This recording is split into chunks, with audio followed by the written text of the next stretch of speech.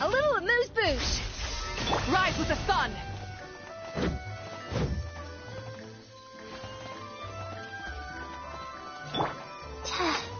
Life goes on.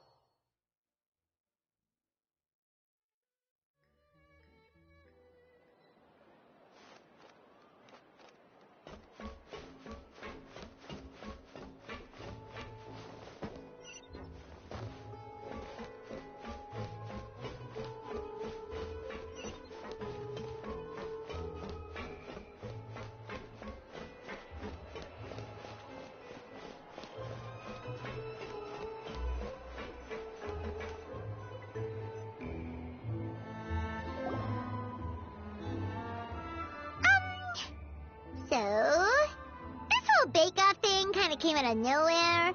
Was it really sensible to just go along with it? Well, I got a sense that she's holding something back. But we chefs always express ourselves in our cooking. So if she won't talk, this might be the best way to find out what's really going on with her. Huh? Holding back? Sure didn't sound that way to Paimon. Escoffier only picked up on it because she's the same way. Always closed off, never letting you know what she really thinks. That's patently false, at least where your macarons are concerned. I've been nothing but truthful with you about the disgraceful amount of sugar you use.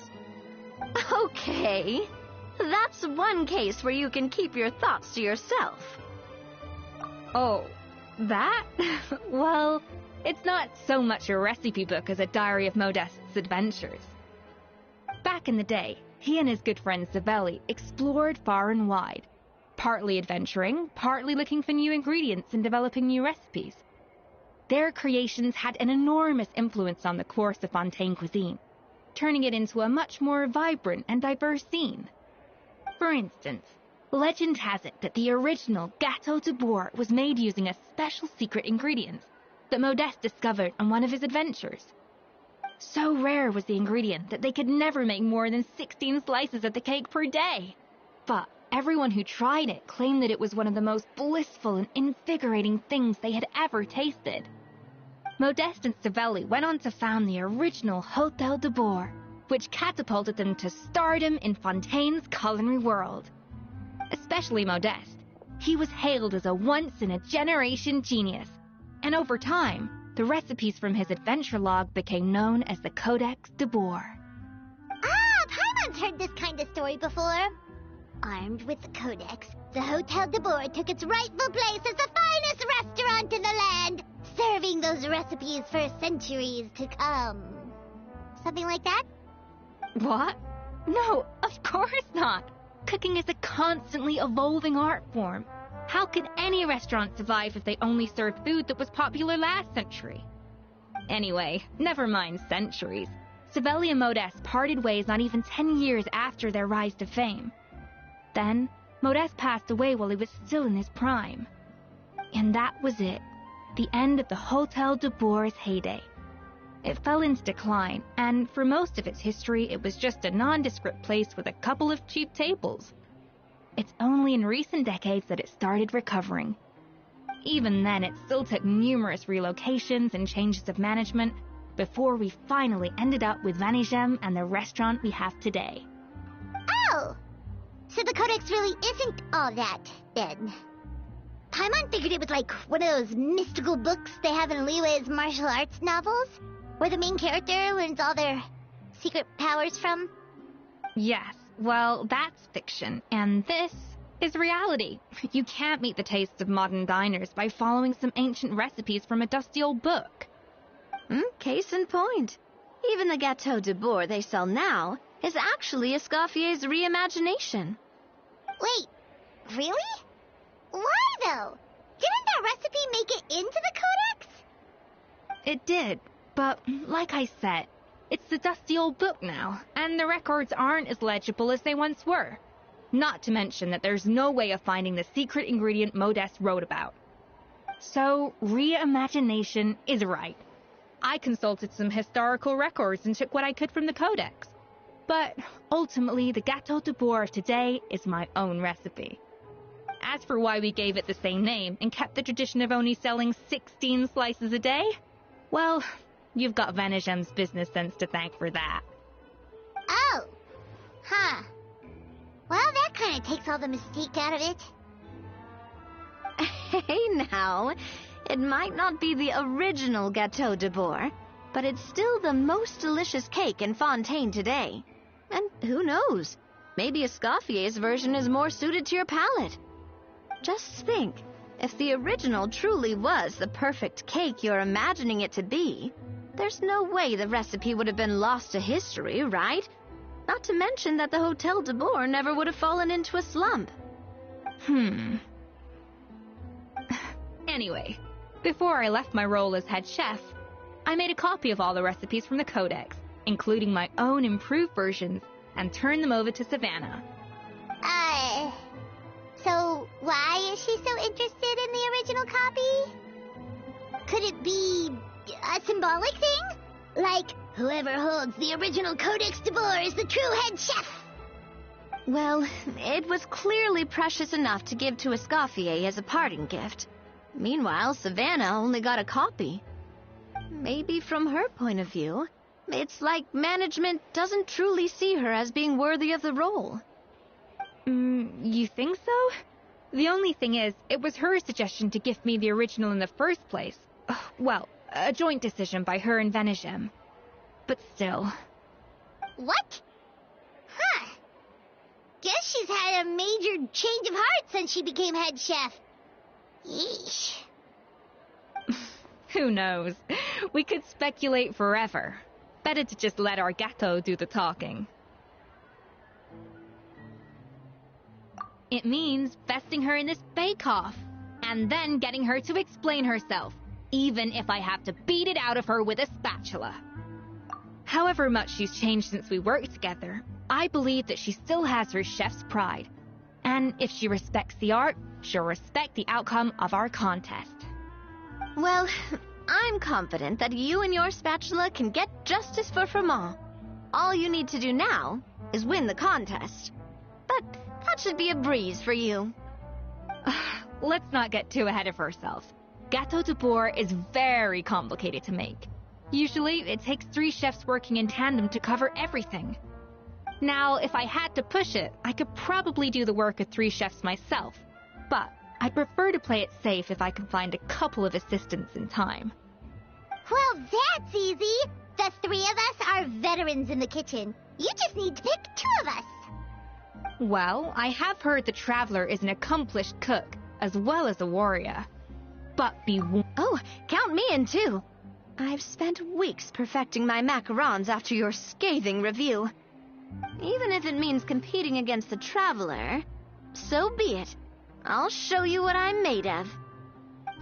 Confident. I like it. Alright, let's start with some elementary mise en place. Show me your knife skills.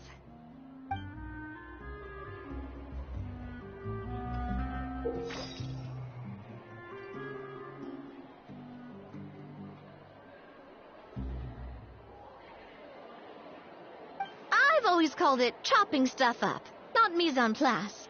But it's basically the same thing, right? Oh, Navia.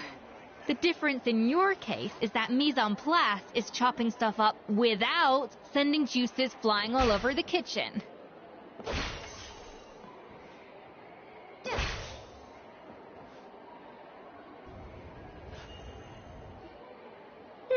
Looks like you found that easier than I expected. Yeah, thankfully it was pretty straightforward in the end. You made it sound like we'd be carving statues out of fruits or something. Well, brace yourself, because the next step is anything but straightforward. I'll be using this cold press to extract flavor compounds from the ingredients. A kind of special food processor I got the Fontaine Research Institute to make for me.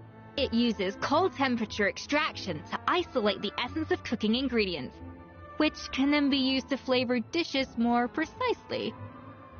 But this isn't exactly standard kitchen equipment, so that probably didn't make a whole lot of sense. Let me give you a demonstration instead.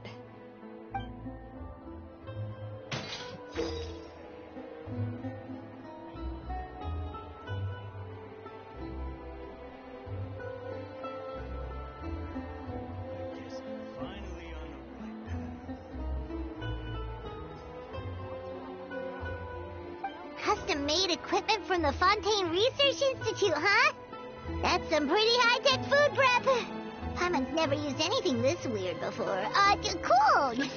Not weird.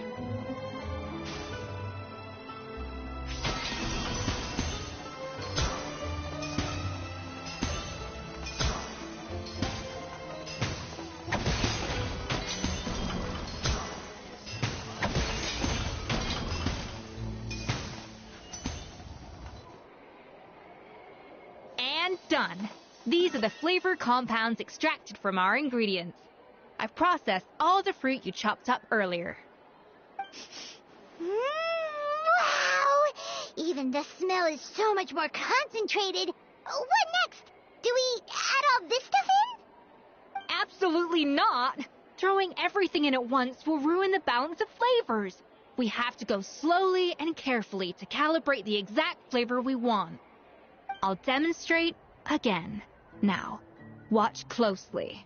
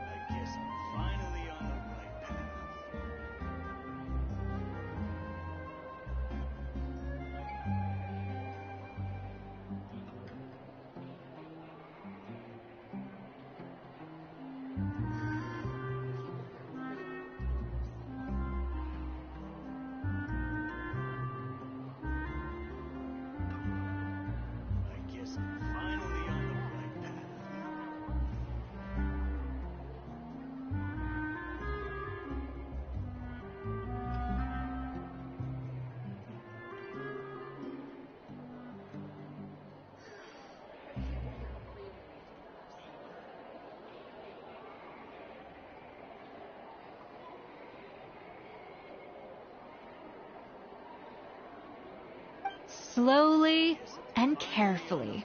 Not a drop too much and not a drop too little.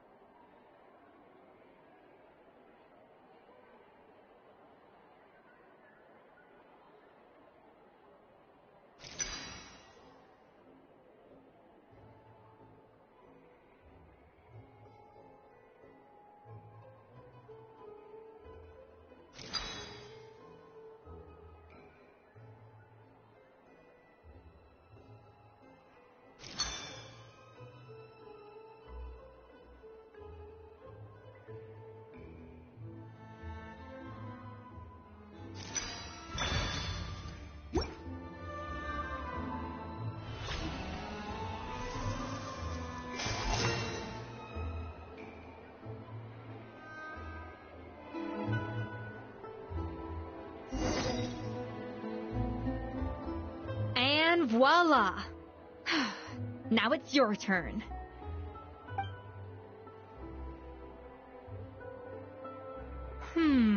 Not terrible. Considering this was everyone's first time blending flavor extracts, it could have been worse. But the traveler's work was surprisingly good. Are you sure you've never done this before? You got almost perfect results on your first try. That goes without saying. Still, credit where credit's due. You did well. Alright, now for the part I've been looking forward to. I want each of you to cook something from the Hotel du Bois' current menu. I'll judge your submissions and give you a final score. That's right. The true test of your cooking skills is the finished product. It'll be good practice for the contest itself. Now get to it. Chop chop!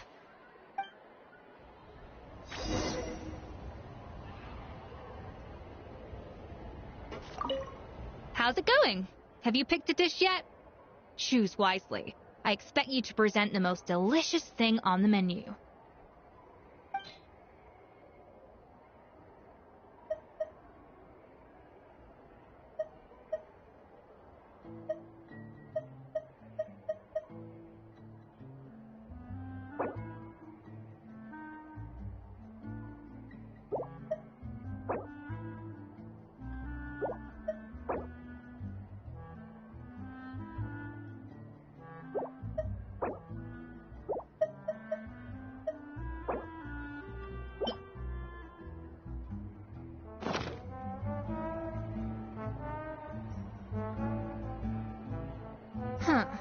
I know this doesn't represent what you're capable of.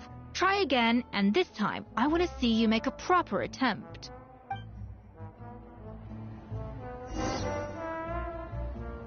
How's it going? Have you picked a dish yet? Choose wisely. I expect you to present the most delicious thing on the menu.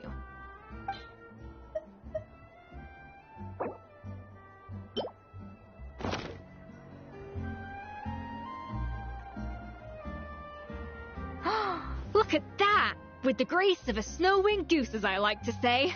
Now, let the grating commence.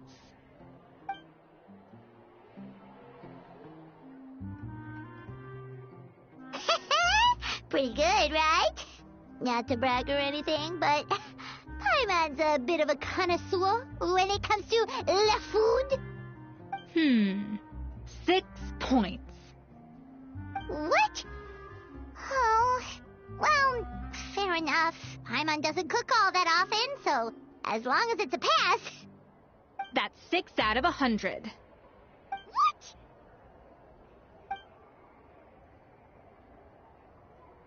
You say you're a connoisseur, but it's quite clear from this dish that you have far more experience consuming food than creating it. By that logic, I suppose you think listening to Lady Farina on repeat every day would make you an opera singer. Aww. Oh, me next. I'll have you know that this batch of macarons has 2 whole tablespoons less sugar than my previous ones. So you went from 12 tablespoons to 10? Well, it's nice to know you actually measured it out, because it tastes like you just threw in whatever was left in the jar. 6 points. Aw. Now to the final dish. So, what do you think? This is our last hope. 8 points.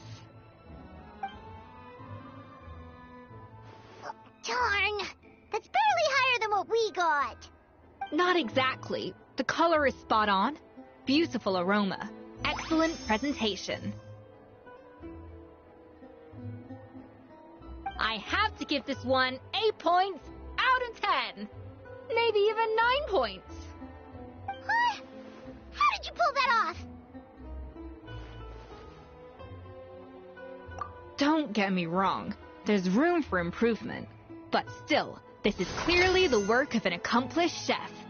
I can tell that you've put many hours of work into honing your skills in the kitchen. I can really taste the grace of the snow-winged goose in this dish.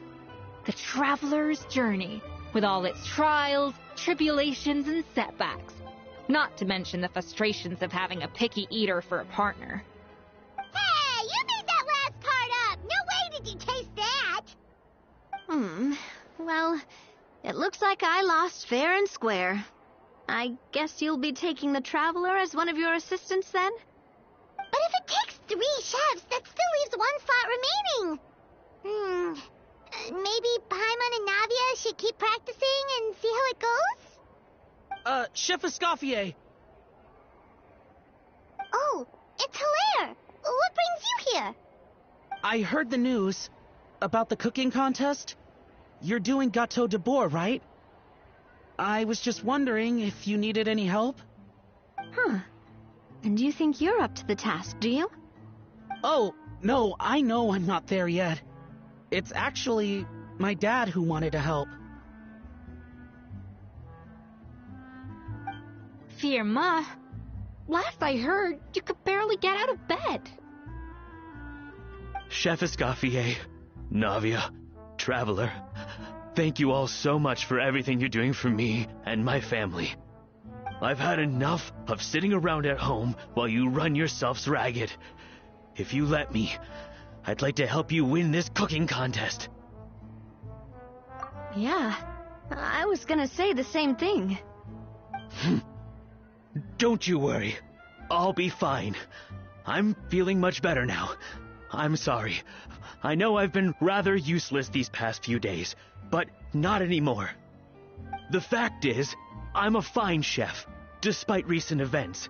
I've proven myself in the Hotel de Bourg kitchen, so if anyone's qualified to work under Chef Escoffier, it's me.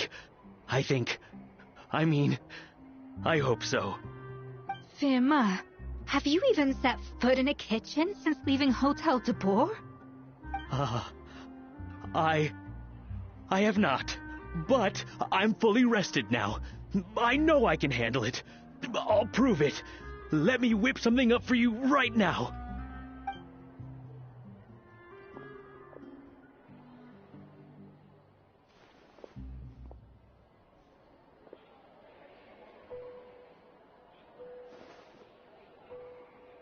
Huh? That's strange.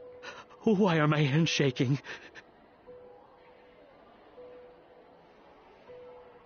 What do you call this, Firma?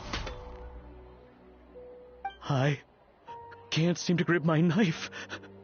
Do it again! Again! Again! I...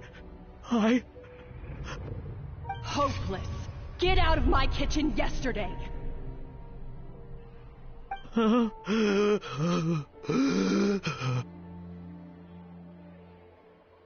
Dad, what's wrong? I don't understand. I was feeling so much better, and then Will I never be able to work in a kitchen again? Dad, talk to me. What happened? I think the real issue here is not physical exhaustion, but psychological trauma. Monica, when did you get here? Probably because you were all concentrating so hard on your cooking. I didn't want to interrupt your flow. But anyway, Firma, I'm so sorry. If only I'd known how serious your situation was, I would have stood up for you sooner. You have nothing to apologize for, Monica. During those long nights of redoing every order, you were the only person who looked out for me. Oh, come on. All I did was make you some tea. I doubt it was much help. Savannah was so ruthless toward you. I probably should have brought you something stronger. She sounds like the worst. All right, another Savannah horror story. Let's hear it. She's been getting harsher and harsher on us ever since she heard about Escoffier's new role in the Fleuve Cendre. Seems like no matter what we make, she'll find something wrong with it. What is this? It looks like a dog's been at it. In the trash now! Then she orders us to redo the dish again and again, but we never know what's going to make her happy. Do it again, do it again, do it again! Every time you remake it, you just get another earful from her. Either straighten yourself out, or get out of my kitchen! So now, it seems like just picking up a kitchen utensil gives me flashbacks of her yelling at me. Oh, man. That must be awful. The more I want to get it perfect, the more my hands shake, and the more scared I am of making another mistake. How can you give up so easily, Fiamma? You weren't a quitter when you were working for me. And even under Savannah, you talk about working late into the night trying to perfect your dishes. That says to me that you still hadn't lost that determination to prove yourself. What changed? I don't know what's come over me. When I think back, I just remember feeling like my heart and my hands were growing heavier and heavier as the shift went on. Each time I had to redo a dish, my heart sank a little further. Maybe Savannah was right. Maybe I am just hopeless at this. Dad. I see. Well, it sounds like there are some deep issues at work here. Ones that won't be resolved by merely seeking compensation. I will win this contest, and after that, I encourage you to approach Savannah and talk this out. But what if you can't find another assistant in time? Clearly, I'm in no state to help out. You think being one person short will ruin my chances? Let's not forget, I taught you and her everything you know. Even if I had to go it alone, I would present the perfect gâteau. Oh, well, Paimon and Nadia will still keep practicing, just in case. And so will I. Yeah, and if worse comes to worse, we can always get the Spina di Rosula to put out an emergency call for chefs. There's gotta be someone out there, right? Actually, I thought maybe I could help. That's sort of why I'm here. What? Why didn't you say so? I was going to, but then... well, this is the first chance I got. You do this for us? Thank you so much, Monica. Alright, fine by me. But aren't you still working for Savannah? Joining the other side seems like a guaranteed way to put your future employment in jeopardy. I know, but it's alright. I've made up my mind. With the way things are, I can't keep working for Savannah much longer anyway. Unless I want to become the next Firma. I'm done with sucking it up. It's time to try and turn things around. If this cooking contest can get Savannah to see the error of her ways, then I'm sure she'll forgive me for this. Well, Paimon didn't think we'd be poaching from Savannah's staff to get our third person, but there you go. Anyway, Monica's a professional chef, so nothing could possibly go wrong now. Great! Then it's settled. And to congratulate you all on making the team, I propose a Spina-sponsored meal to celebrate. Spina sponsored? Wait, you mean I'm cooking? Well, I promised the traveler a feast in the Fleuve Cendre, and I know how much you've been looking forward to it. Yeah! Feast, feast, feast! Alright, if you insist, then prepare for some of the finest food of your lives.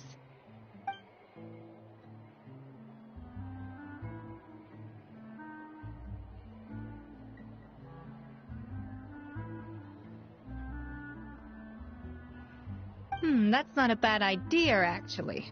Wait, hold on. You need to finesse that further.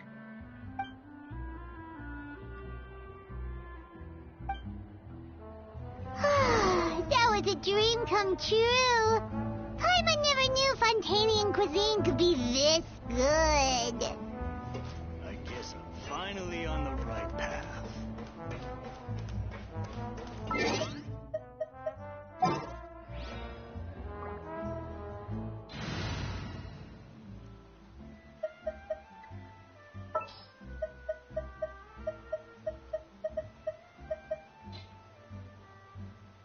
Count me in!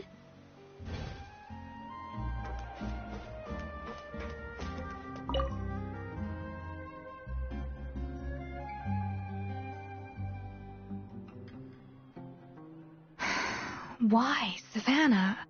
Why? Oh, nothing. I was just flicking through the original Codex de Boer. I wanted to see if there was anything I'm missing. Something I hadn't noticed before. That might explain why Savannah's so desperate to get her hands on it. But I can't find anything. It's just some hastily scribbled recipes in between diary entries from Modeste's adventuring phase. And most of it's not even legible anymore. The copy I gave her not only has all the recipes in full, but even includes my own private tips and notes from years of experience. Surely that's infinitely more useful than this old thing. Yeah, maybe. Still, it's just hard for me to imagine that the Savannah I knew would go to all this effort just to make a point. We were. At least I always thought we were. She was a little shy, but meticulous with everything and everyone she dealt with. She made a few mistakes here and there, but she was quick to correct them whenever they were pointed out. And she was always striving to improve as a chef. Those qualities are why I recommended her to replace me as head chef. I never imagined for 1 second that she'd cause Fiamma and the other staff so much grief.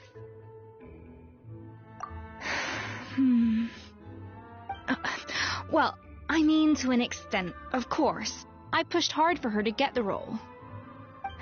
And the idea that she turned out like this because of me is difficult to come to terms with. I wonder if this is how Modeste felt back when he was writing the Codex.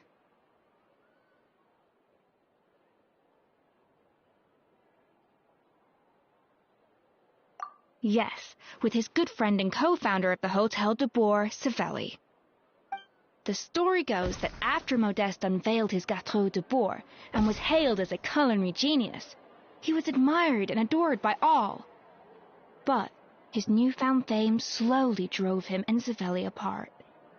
Unlike Modeste, whose every new creation was an instant hit, Savelli seemed to face setbacks at every turn.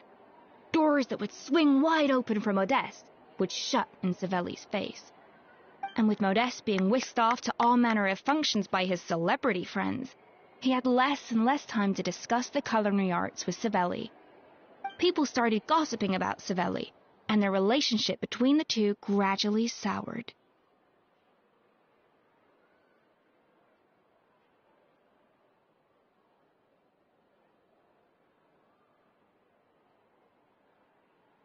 Everything came to an abrupt end when Modeste, still in the prime of his life and still hailed as a genius, suddenly died from an acute illness. And that was it. They neither had a decisive split, nor got the chance to properly reconcile. Their story just came to an end. One rumor had it that Savelli actually killed Modeste out of jealousy, even as the latter was hoping to make amends. Unlikely. It's a popular theory, but there's no real basis for it. At least there are no records of Savelli ever being convicted of a crime. Still, beyond a point, there's no way of knowing what truly happened in the past. All we can do is try to make sure the present doesn't quite go as badly. And that's why I have to win this contest tomorrow. Then get the truth about everything that's been going on, even if it means cracking her open like a nut.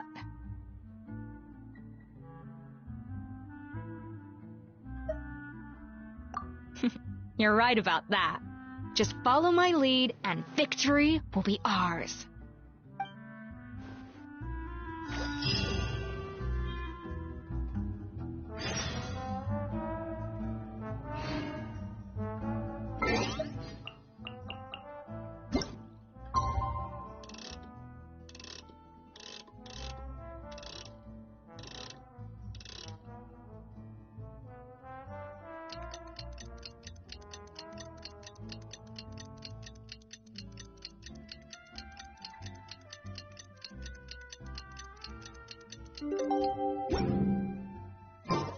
It's Cooking Contest Day! To the Hotel de Boer! Toot sweet!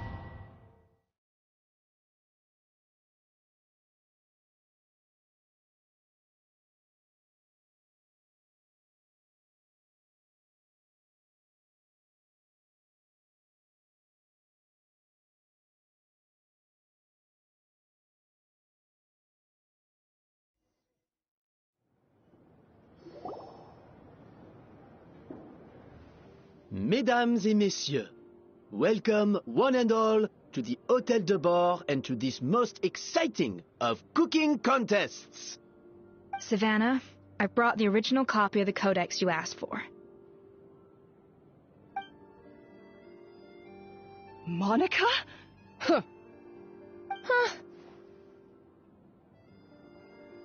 In the interests of fairness, this contest will be conducted in a double-blind format. Once the dishes are complete, they will be sent to the back of the kitchen where they'll each receive a label. The labels will be placed out of sight underneath the plates, only to be revealed after the judges have sampled them and reached a final verdict. This is to ensure that no one will know which dish is made by which contestant. As one of the judges, I promise to be fair and impartial. When my meal got interrupted yesterday, I never thought this is how they'd make it up to me. Getting a seat on the judging panel is a pretty sweet deal. Both contestants have taken their positions. Then, without further ado, let the Hôtel de Bord cooking contest commence!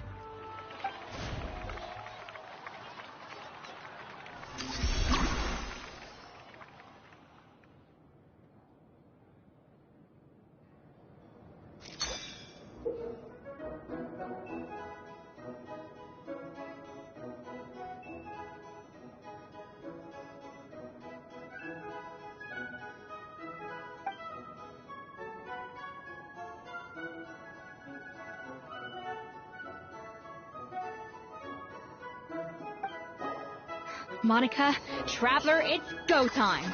Let's do this. Alphonse, Gaspar, get to work! Do not disappoint me. Even the best chef in the world can't flavor their food without prepping the flavoring, right? Looks like our two head chefs are raring to go. Like an oven on full blast, this competition is quickly heating up.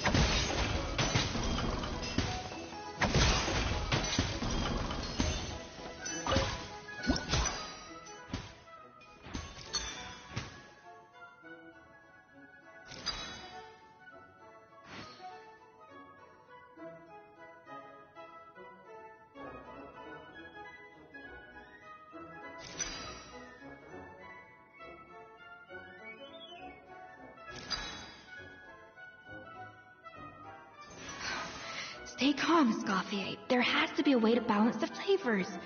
Just think.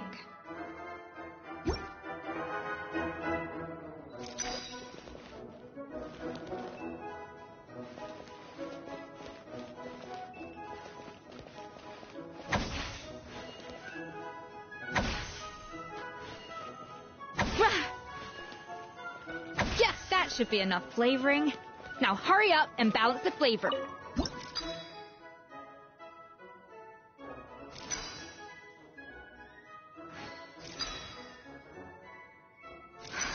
What are you doing, Escoffier? Your team's waiting on you.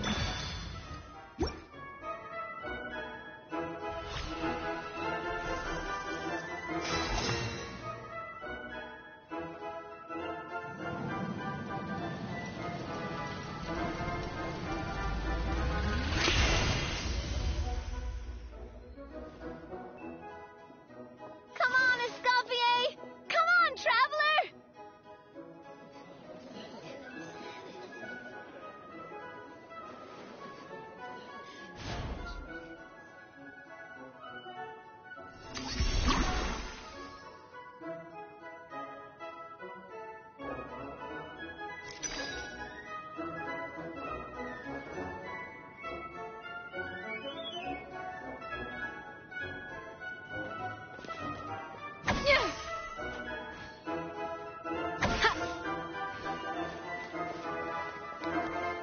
A little amuse-bouche!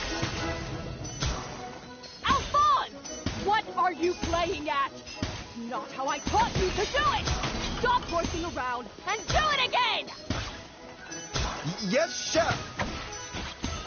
Oh, tension in the ranks on Team Savannah. Will this slow their progress?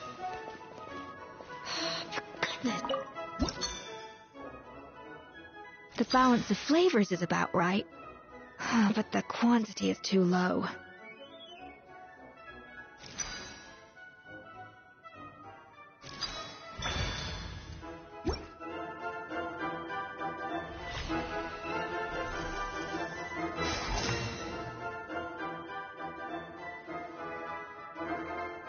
So, what do you think?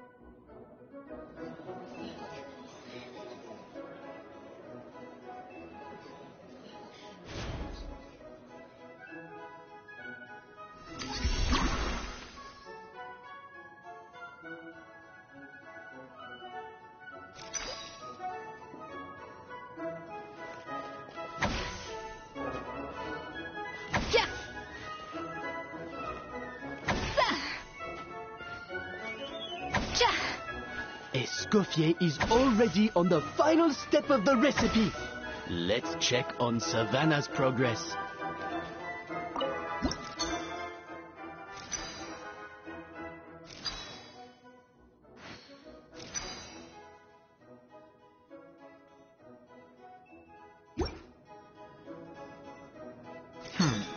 I think this flavor profile is still a little bit off. Enough! Oh, useless! Both of you! Make like an egg and be...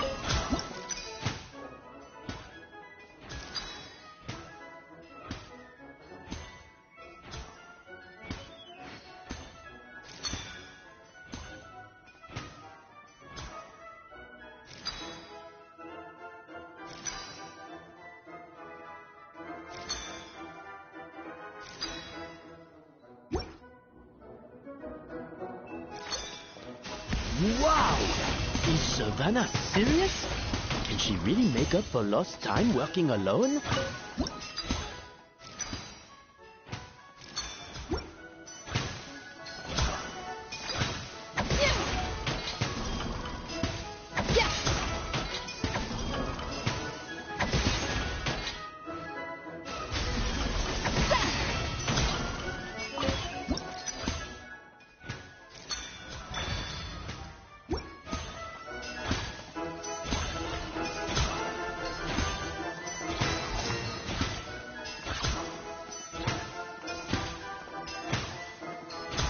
You can't match Escoffier's talent.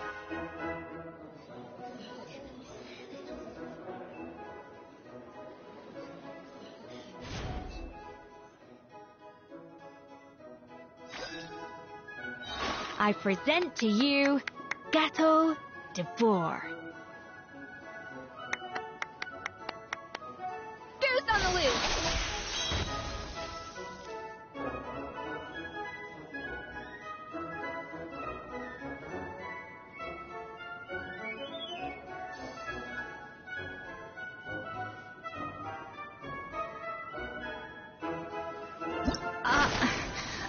I was just exercising caution. I had to make sure everything was perfect.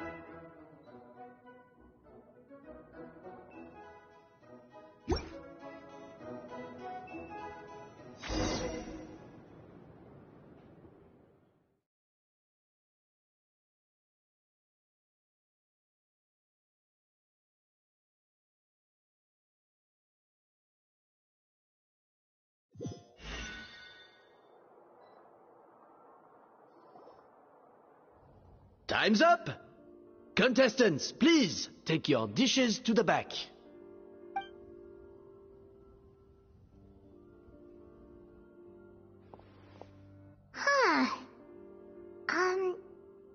That guy was right. You really can't tell whose is whose just by looking at them. We both made the same dish after all. For all her flaws, Savannah's a talented chef who earned my recommendation for good reason. She wouldn't screw up something as elementary as the cake's appearance. Whoa! This is really rather good. Wonderfully soft and fluffy. Beautifully sweet. This is a masterclass in how to make Gâteau de Bourg.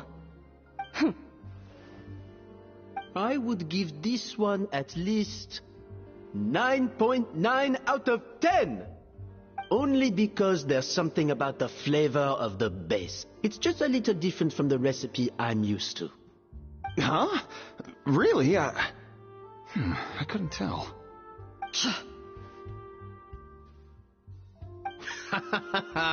All right, on to gâteau number 2. I haven't had a single bite and already this aroma is a delight to the senses. I have a feeling that this gâteau will be a gâteau for the ages. How exciting! I'm gonna dig in.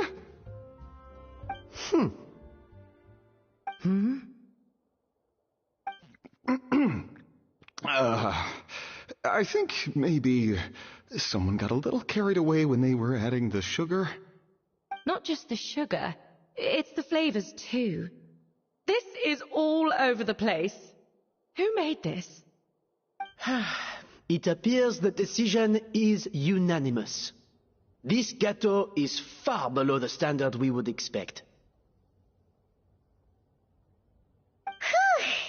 And Paimon thought this might actually be close. Turns out she can't bake to save her life. Something's not right here. Savannah may not be perfect, but no way is she this sloppy. I can now declare that the creator of the first gâteau has won this cooking contest.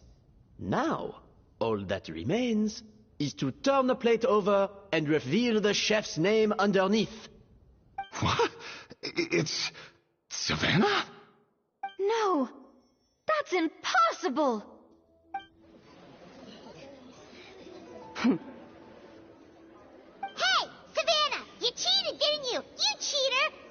What did you do? Oh, you swapped the plates, didn't you? Well, someone's a sore loser. These cakes went from the oven to the judge's table without me ever laying a finger on them. And everyone here can attest to that. It was Van Gem's staff who labeled them in the kitchen. If you're looking to accuse someone, why don't you start with them? Isn't it more likely that Escoffier's lost her edge? Oh, or maybe her assistants let the team down. You take that back! Judges, we demand a rematch. That's enough! What's done is done. As head chef, or rather as team lead, I take responsibility for the dish I served. Whatever went wrong and however it happened, I should have spotted it. Savannah, I didn't think you'd stoop this low just to beat me in a bake-off. What happened to your chef's pride? I don't know what you're talking about. If you want the Codex to bore that much, you can have it. Escoffier, no! But you must promise me that you'll apologize to Firma and compensate him for everything you put him through. It's a little late to be negotiating terms. The contest is over, and I won. That means you owe me Look, Savannah, you may have fooled everyone else, but can you really fool yourself? What I'm offering is to accept defeat without looking to expose what you've done. But only on the condition that you promise to stop putting so much pressure on your staff. Fine. I'll treat this as your final handover of duties from one head chef to the next. So, will that be all, ex-head chef? Or is there any other unfinished business you'd like to leave in my hands? I didn't mean that to be a scolding from your former boss, just a word of advice from a fellow chef and a friend. But I don't know if you're even open to input from other people anymore. I know what I'm doing. I don't need your advice. All right, fine. I'm glad to hear it.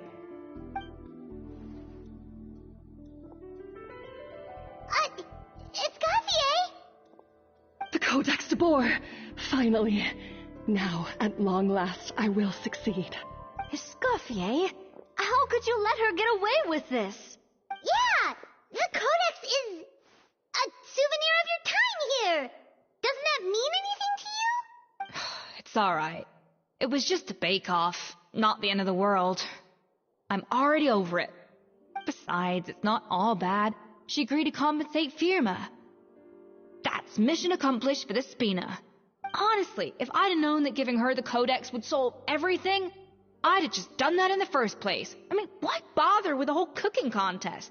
It's It's such a waste of time and energy.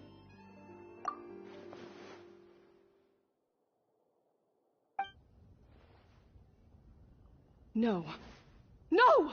This doesn't make any sense! Huh? That's it? No secrets, no nothing? I don't believe it! This can't be happening. Oh, Chef Savannah! Savannah?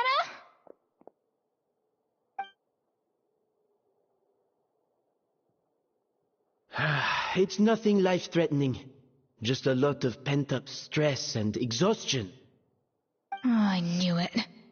Pent-up stress?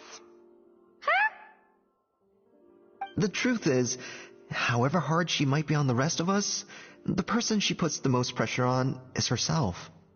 Yes, there are nights when she makes us redo things over and over into the wee hours. But for her, it's every night. She'll hide herself away in the kitchen, working on new techniques and recipes, and only realize how long she's been at it when we come to work the following morning. But why? Why would she do that? Our best guess is, she doesn't want to be seen as less of a chef than Escoffier. And there it is. Even so, that's no excuse for taking her anger out on the rest of you. Yeah, and it's definitely no excuse for cheating in the cooking contest. About that, we honestly have no idea how she did it. We were focused on our own work the whole time, like she asked. Leone and Argalia were the ones I tasked with labeling the cakes.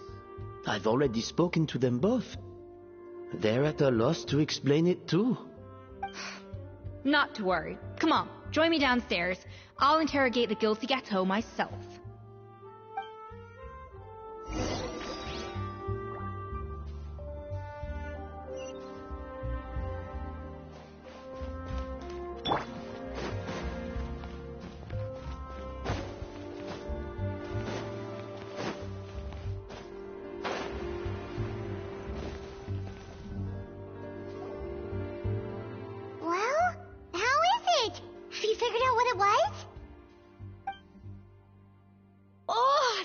Aggravated assault on my palate. I'd rather eat wet cement than this. Is it really that bad? I made sure to taste test it before it was served. Oh, relax. This isn't your cake. Savannah never switched the plates. The offending flavors are coming from in between the icing and the cake base, which means someone tampered with it while it was being made. Or in other words, we have a traitor in our midst.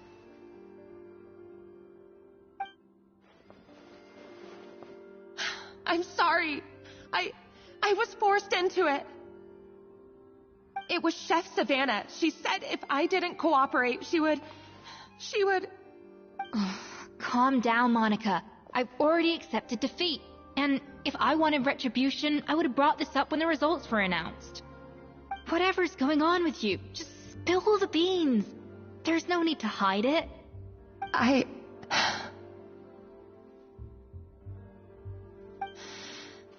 I was the one who caused the food safety incident that one time. Food safety? Wait, you mean the Lumaline incident? So you procured the contaminated ingredients? I think so. Savannah and I were on procurement that day. I didn't check everything as well as I should have, and so I let contaminated ingredients make it into the kitchen. But I swear I didn't do it on purpose. I had no idea there was an issue with them, and I didn't know it would end up with Escoffier going to jail. But the last thing I expected was for Savannah to use it as leverage to blackmail me with... This is crazy! So Savannah pressured you into sabotaging Escoffier's cake by threatening to expose your secret if you didn't?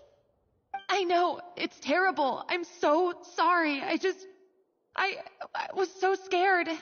The thought of Chef Escoffier finding out that I put her in jail, it made me freeze up with fear.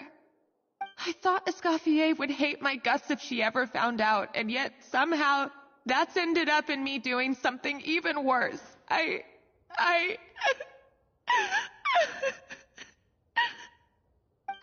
Seriously? All this fuss over a little slip-up? Huh? Firstly, it's not like I got a life sentence. I did my stint at the fortress, and now I'm out. And secondly, I had my own reasons for leaving the Hotel de Boer. This wasn't the only factor. So, you don't need to feel ashamed or frightened or anything like that. Any more than you need to add butter when you're pan-searing foie gras. You mean... you forgive me? Oh, well, I'm not saying you don't have to take responsibility for your mistakes. You should tell Vanagem to mark down your performance for the past few months. Then do some digging and find out exactly where those contaminated ingredients came from. Sure, you've made mistakes, but now's the time to fix them. Understood? Understood.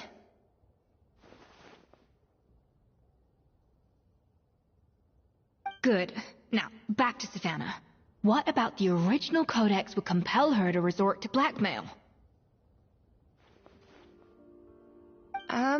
I have my suspicions. Not that I've got any proof to back them up, though. Ugh. What happened to me? I've overheard some customers murmuring about how the Hotel de Boer hasn't been the same since Escoffier left. They think our menu doesn't taste like it used to, especially our signature items. Now that you mention it, I noticed it during the contest too. I couldn't put my finger on it, but the flavor seems subtly different from how it used to be. But the difference was so small, I'm sure no one would notice it besides our most loyal customers and true dessert connoisseurs. Still, as head chef, it's easy to see why Savannah would get so hung up on it. So many times I've seen her make the cake base over and over again, late into the night, determined to match Escoffier's version. But something's always slightly off every time. Yeah, I've noticed that too. Never really gave it much thought, though. Thinking back on it now, it's clear that Savannah's been in a downward spiral ever since Escoffier left. She wants to prove that she can fill Escoffier's shoes. That's gotta be the reason. But after countless setbacks, she's getting more and more unhinged. And at some point along the way, she switched from doubting herself to doubting Escoffier. Doubting Escoffier? For what?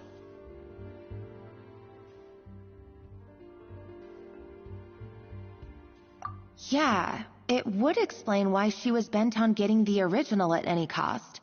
She must have thought Escoffier purposely omitted key details from her recipes when she copied them out.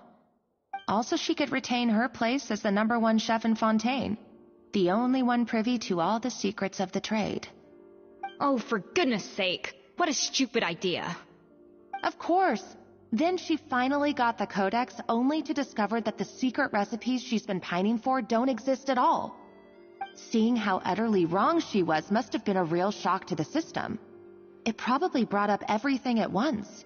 It overwhelmed her, and she passed out. There's still one thing that doesn't make sense, though. If Savannah had the real recipe all along, how come it tasted different? She might not be on the same level as Escoffier, but surely after like 50 attempts, she'd get it right one of those times. You'd think so, but geniuses like Escoffier are in a league of their own.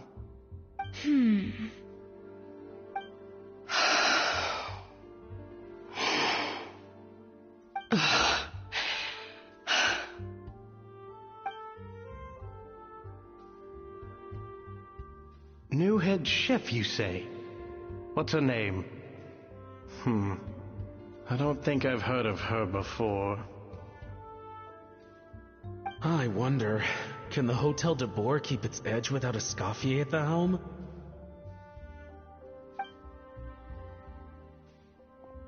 This tastes different from last time. Is it undercooked or something?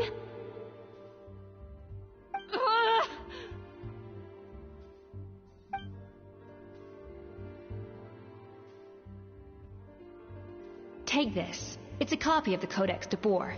From now on, you will be its keeper. Don't listen to the doubters. If I say you can do it, then you can do it. Even if you don't believe in yourself, at least believe in me. Hey, did you hear me? Once I'm gone, the restaurant is all yours.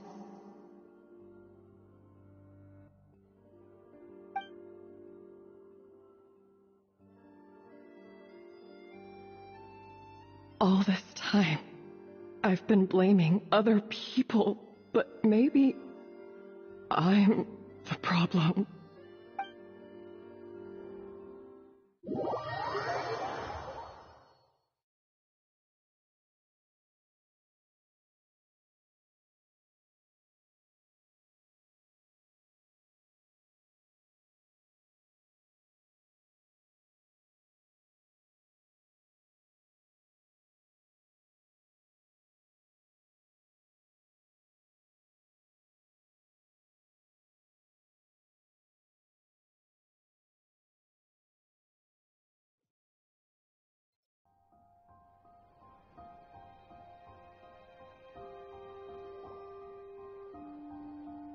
I sincerely apologize for putting everyone out. Savannah's awake now, but I don't think she's ready to speak to anyone yet. Let's give her the day to calm down. I'm sure you'll have the chance to talk everything out tomorrow. In that case, I'll go and update Verma and his family. I wonder what he'll make of all this. So, we'll come back tomorrow then. Whew, that was a long day. I think I've earned myself a sweet treat when I get back home. Oh, nice!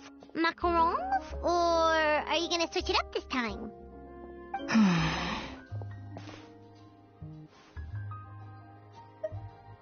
Traveler, how much do you know about the snow-winged goose?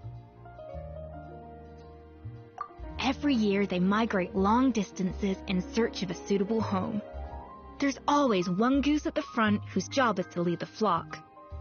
Fontaine poets often use the image of that goose to explore the ideas about leadership and genius. They usually imagine someone who's a cut above the rest, a model of perfection. But what those poets don't know is that during a migration, the lead goose is always changing. Once the lead goose shows signs of fatigue, it retreats to the back of the flock and allows another goose to take its place. So the truth is that leadership, with all the responsibilities and pressures that come with it, it's something that everyone takes turns at. But we humans completely miss that fact when we project our own ideas about social hierarchies onto them. I guess what I'm saying is, I don't buy into this notion that there's some sort of gulf between normal and genius. Cooking is a science, not magic. Given the same ingredients, same recipe, and same environment, I see no reason why two different people shouldn't be able to create the exact same dish. Of course, some people have a more sensitive palate than others, and some people are just born bolder or more conscientious. But these are all variables that can be accounted for with time and practice. I'd have no reason to expect so much from others if I believed that perfection can only come from the hands of a genius. The only reason I hold people to high standards is because, well, I believe they're capable of greatness.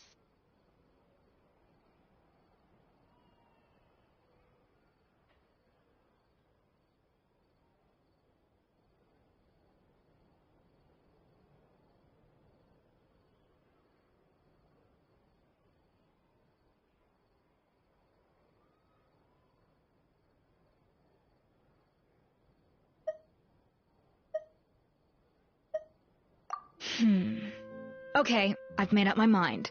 I'm gonna get to the bottom of why Savannah failed. And come tomorrow, I'll give her the scolding of her life, pointing out all the mistakes she's made along the way.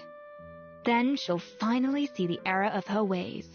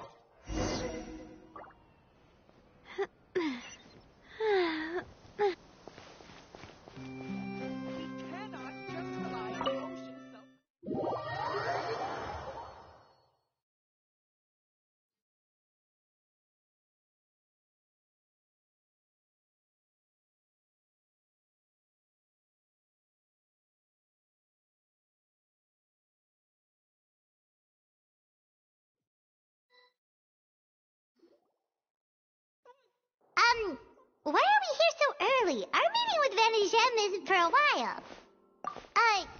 Check on her? Why? What happened? Oh no. Escoffier, are you alright?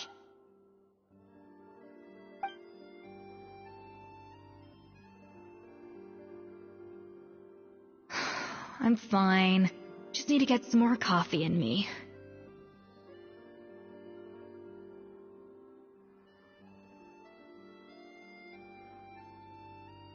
Huh? What happened to my coffee? Did I really drink it all?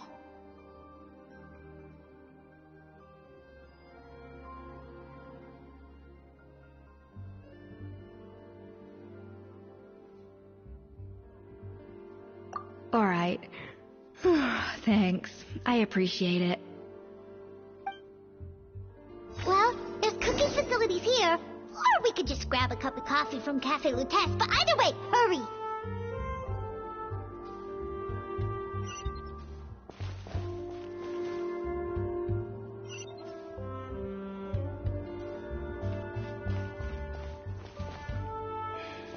If you want tea or water, just help yourself. Do another show. I'm so annoyed.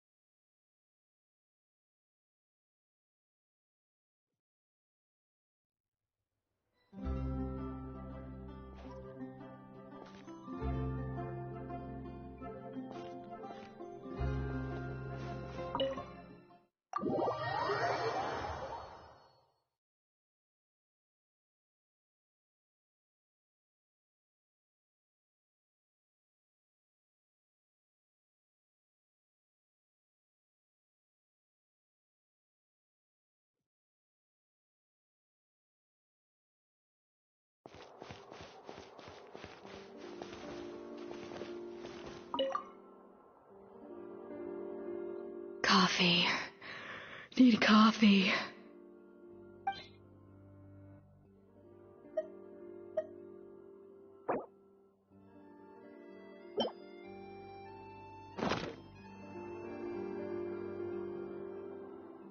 I feel much better now.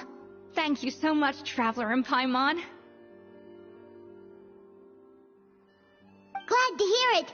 But make sure to catch up on your sleep when you get the chance.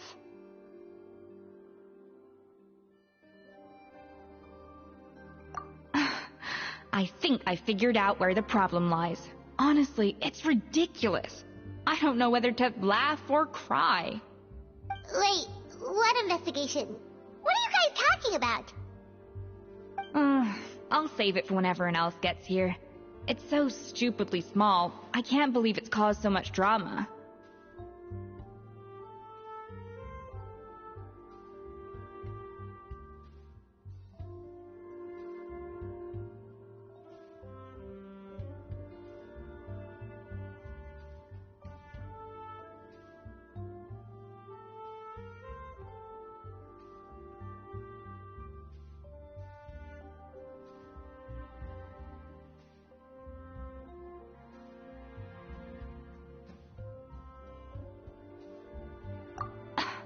Yes, except my failures were stepping stones to success. Escoffier, have you seen Savannah? Huh? No, not since yesterday. Why? What's wrong? After seeing her home yesterday, we were all a little concerned about how she was doing. So, I dropped by her place early this morning to check on her. Only to find an empty house with the doors wide open. I left Alphonse and the others to keep watch at her home, while I checked the Hôtel de Bord. I'm worried something bad might have happened. If she's not here, then where could she be? Boss, Escoffier, bad news. Alphonse? You're supposed to be keeping watch at Savannah's house. We were, but then, just after you left, we found this stuff in her house.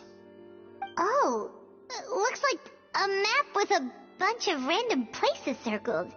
What does it mean? Wait a second. This feels familiar. I'm sure these places are all connected somehow. Of course, from the Codex. They're all places that Modeste explored on his adventures.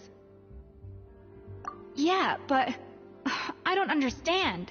The adventure logs in the Codex are too fragmented to be of any use. How come this map shows all the missing details? The Codex de Bord? Then, this place marked in red out at sea. Could that be the fabled birthplace of Gâteau de Bord? Seriously? So now she set her sights on finding the original recipe and beating Escoffier that way? Gee, Savannah. Anything to overcome a Gâteau plateau, huh? Ugh, idiot. Does she have a death wish? Those ruins are thousands of years old. Hold on. There's more. Besides the map, we also found these letters.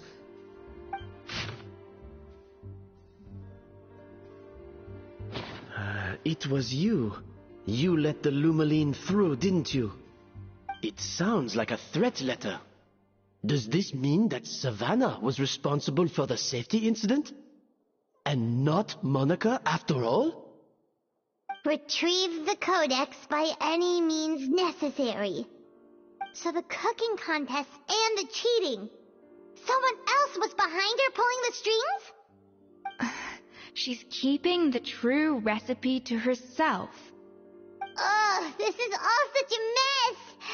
Paimon needs a second to process this. First, we thought that Savannah forced Monica to cheat in the cooking contest. But now, it turns out that someone else forced Savannah to force Monica to cheat?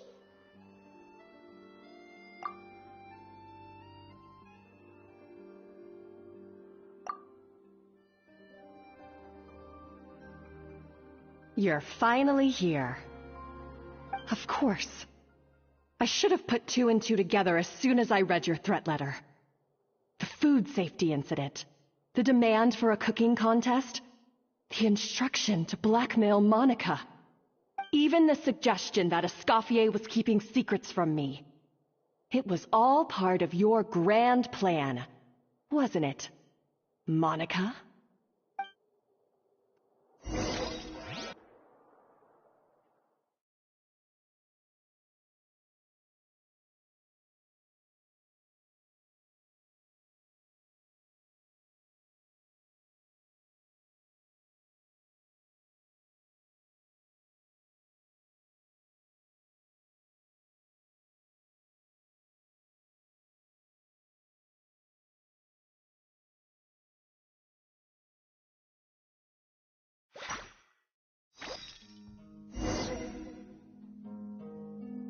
We should be getting close to the spot marked on the map. Of all the stupid things she's done, this really takes the cake. The moment we find her, I'm gonna curse the living daylights out of her.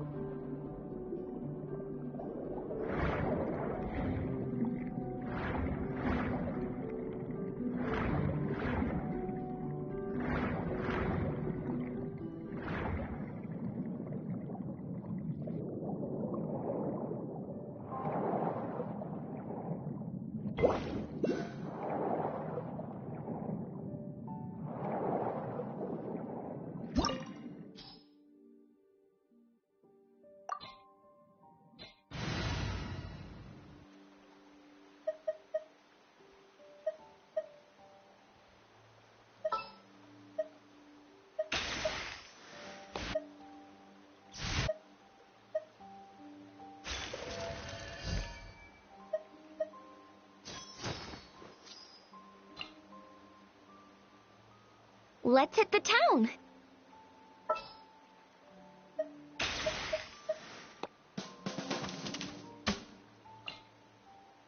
A little extra training never hurts.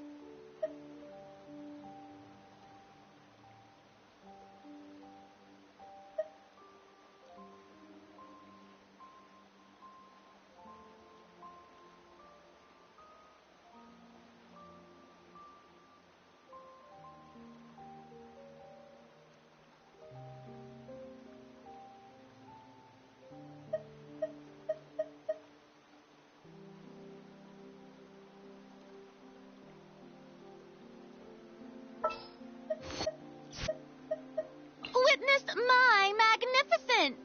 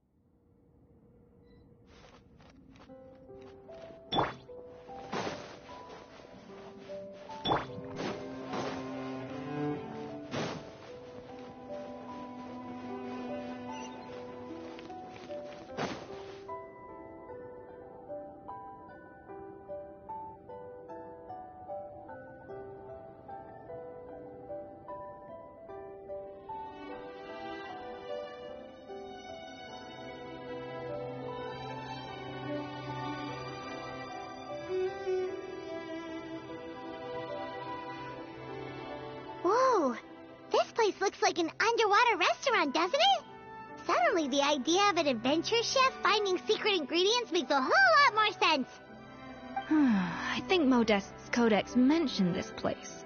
A public bath from the time of Remoria. So yeah, definitely the kind of place that would have served food and drinks. Huh? Some blubber beasts have come to join the party? How did they get here?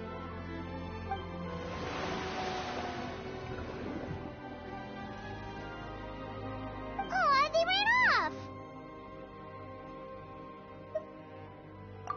That could be easier said than done. Something's blocking the entrance. Well, did Modeste mention it in his adventure logs by any chance? They must... Good point. Yes, that's right. It's coming back to me now. We prepared a banquet for our shy little guests, and as the food flowed away on the current, they broke into a joyous chorus, and the path opened to us. We have to feed the blubber beasts? With what? There's nothing here besides rocks, romaritime flowers, and lumitoile. See, this is why you should always bring snacks. You never know when you're gonna need them. Now we have to head all the way back to shore and grab some. There's no time for that. Romaritime flowers and lumitoile will have to do. They may not look appetizing to us, but who knows? They could be blubber beast delicacies. Wait, we're seriously gonna try this?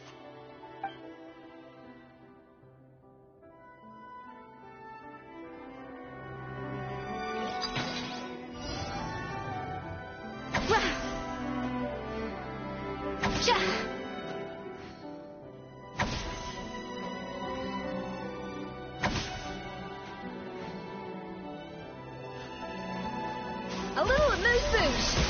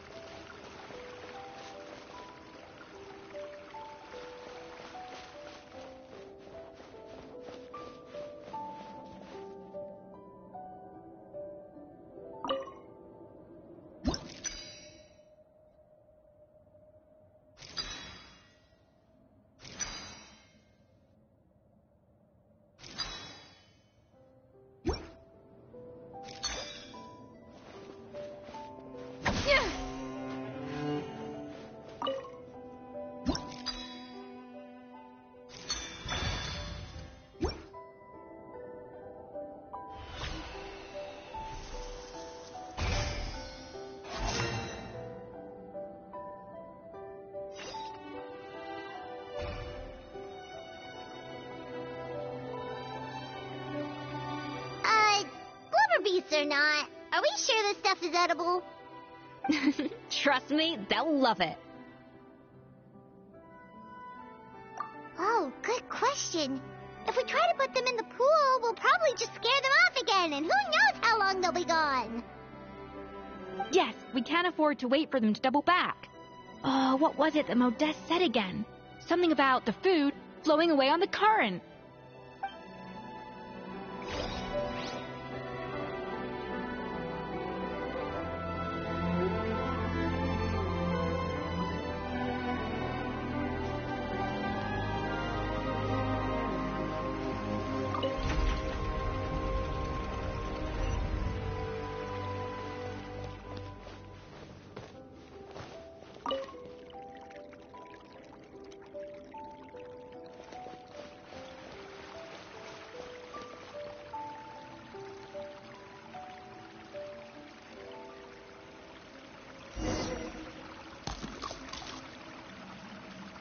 Wow, it's really singing!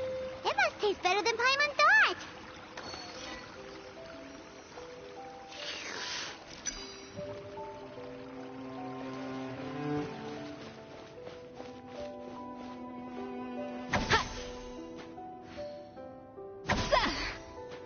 The tracks turned back again. Oh, so annoying.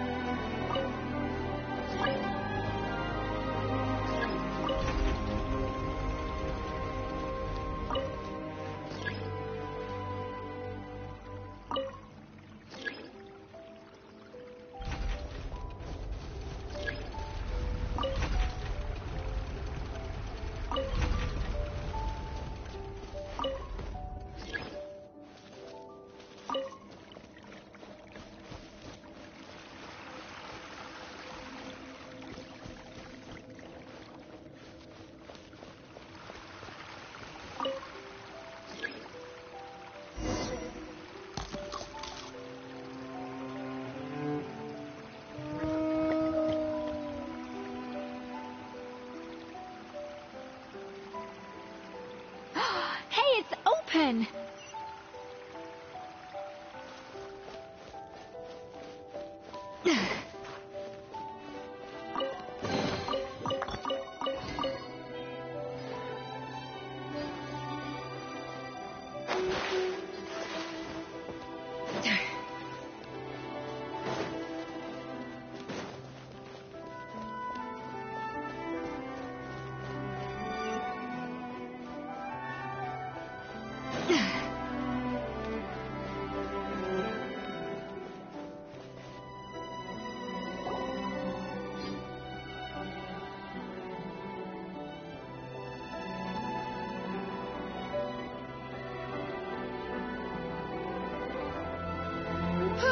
Hey, give me your water.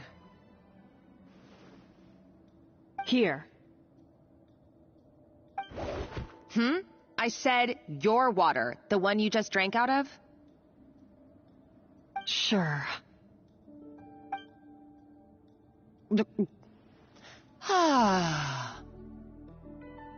All those years slaving away under Escoffier, and then you. Today, it's finally paying off. Not only have I found the ruin that Savelli kept hidden, but I also get to boss you around like my little lapdog. Hey, go scout ahead for me. If we need to do any more blast tunneling, I want to know where to lay the explosives. Did you not hear me? Why don't you do it yourself? Oh, when did you learn to fight back? You're always so compliant when I give you instructions by letter. That's because you threatened to expose me for the Lumiline incident.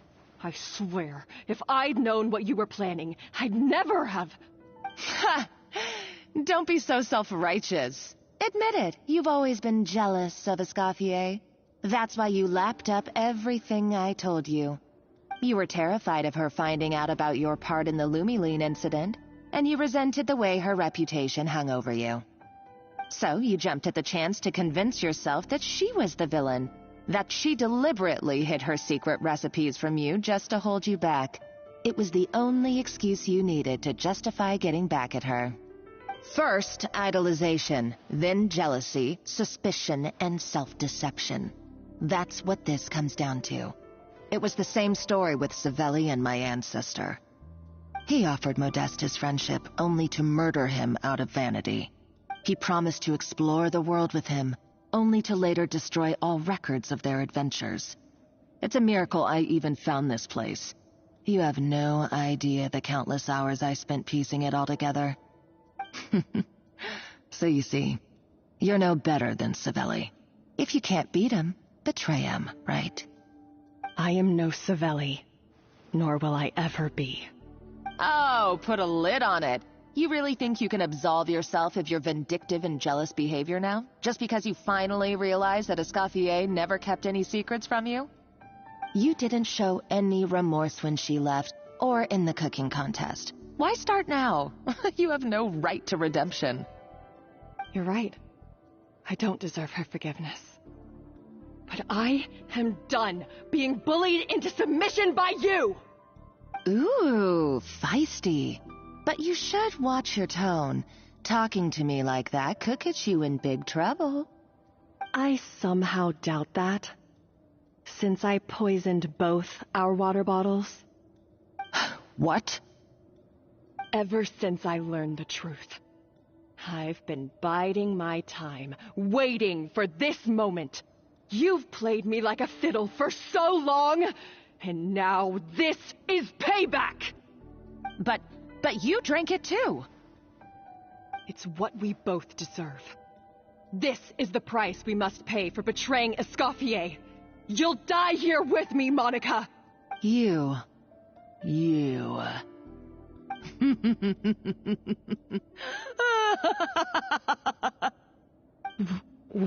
What's so funny?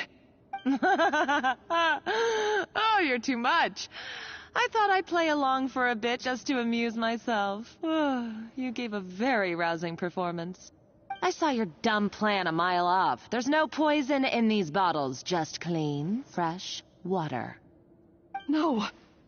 Revenge is a dish best served cold, you know. Did you really think your half-baked plot would fool me? You're a lousy chef, and you make a lousy villain, too. A complete waste of space. No wonder you never amounted to anything. Everything I ever did was a failure. And now, I failed again, for the last time. Hey, why don't you try your hand at being a comedian in your next life? You got a good laugh out of me. But now the show's over. You should have just done like I asked, Savannah. All I wanted you to do was scout the ruins for me. But you had your chance, and now it's time to say goodbye. Stop right there! Let her go, Monica! We got you surrounded! Escoffier? Ugh, looks like I'll have to keep you around for a little longer. You can't! Stay back if you want her alive! Escoffier and the Traveler. I can't take you both on in combat, but if you so much as flinch, I can end Savannah's life in a heartbeat. Monica, what are you hoping to achieve by this? You're about to commit murder, and for what? A recipe? A recipe?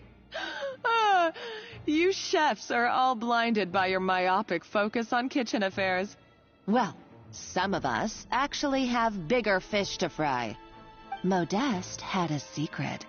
The truth behind his so-called genius, the je ne sais quoi factor in his Gâteau de Bourg, and it's right here in these ruins. Are you serious? You're here because of a Gâteau de Bourg obsession? You've gone completely mad. I couldn't care less about the cake itself. No, the real treasure is the secret ingredient that Modeste sourced from these ruins. He and Savelli were fools. A priceless treasure of Remoria in the palms of their hands, and they thought, ooh, this would go great in our cake mix. We're talking about a powerful stimulant that also sharpens the senses. That's no cooking ingredient. It's a groundbreaking drug. That's right, I've done my research. It was a drug that Remoria developed for their war machine.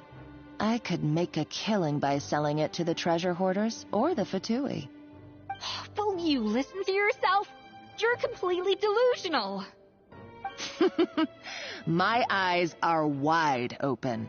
Just wait till I get my hands on this treasure. You'll see what a fool you've been.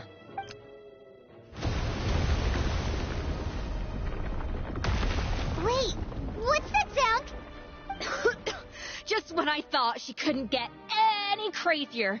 She's lucky the whole place didn't collapse. Uh-oh, Savannah's gone too. Monica must have taken her. Oh, what a coward. She's only taken her hostage because she knows that she's no match for you. That's true. Even if she finds the treasure, she'll need Savannah alive if she wants to get out of here in one piece. Oh, well, our path's been blocked, so let's look for another route.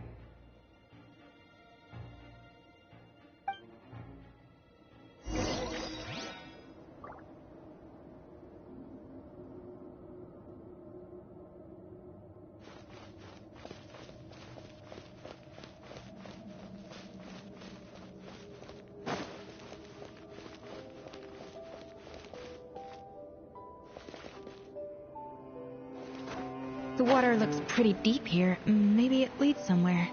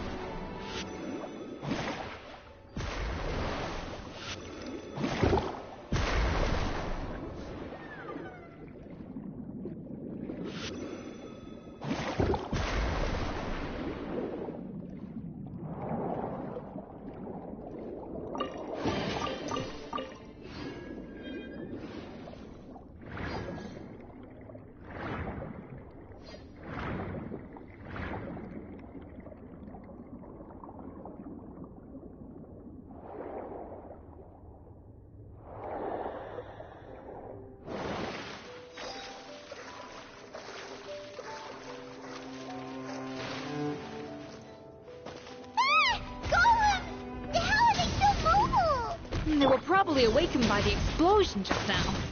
Alright, Knife Skills 101. Time for some rough chopping.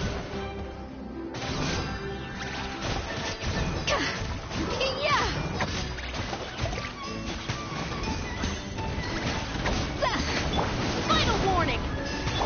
Rise with the sun!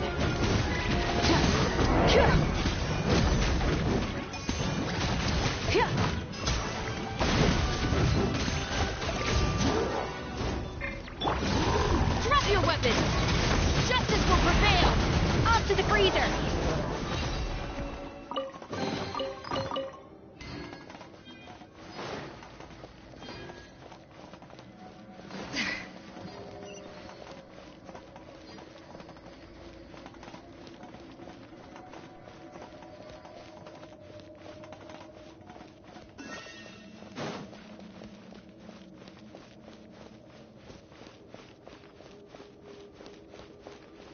Another door? Guess we need to prepare another feast for our guests.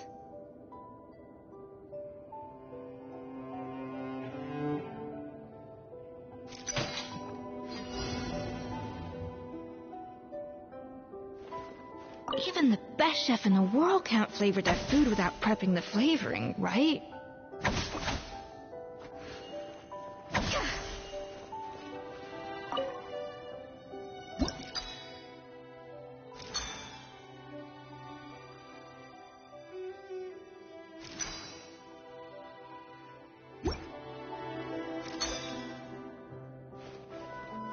A dash of frosting! Yeah!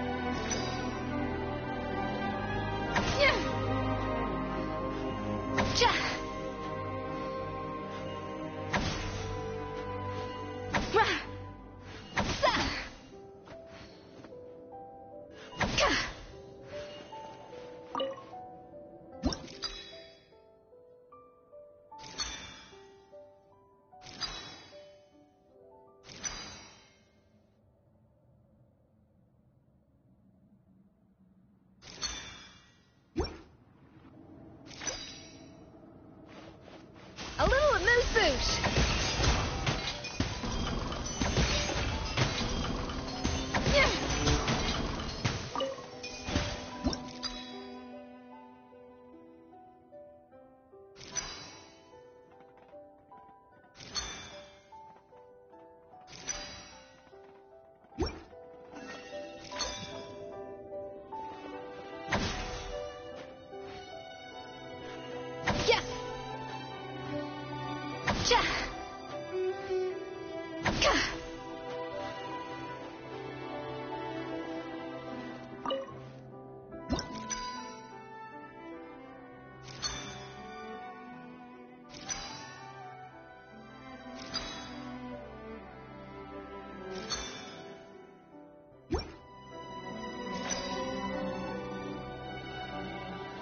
Off to the freezer!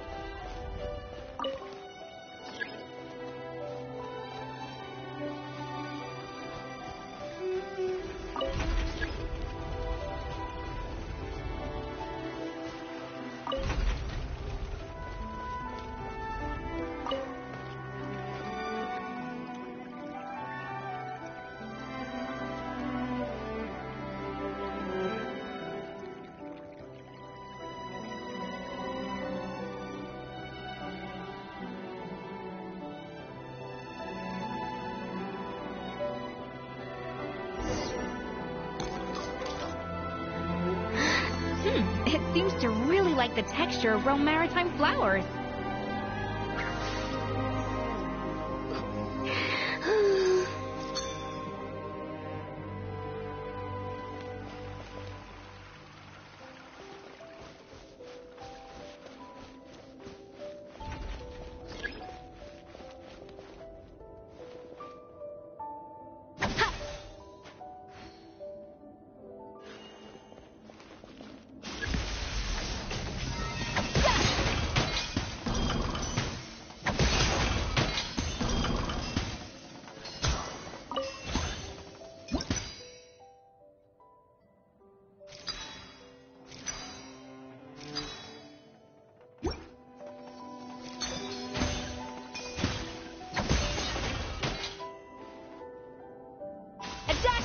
anything!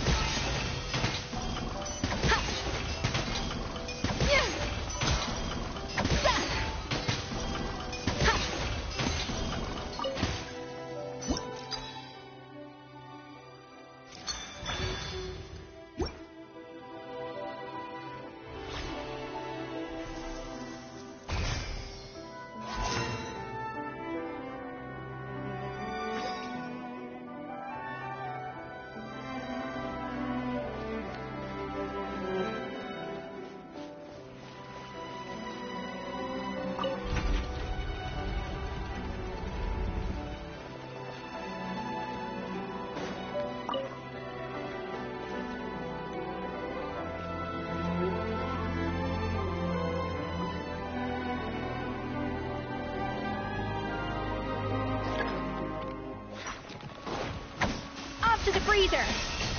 Huh. Final warning! Yoo-hoo! Burn it down! Yeah. Yeah. Huh. Huh.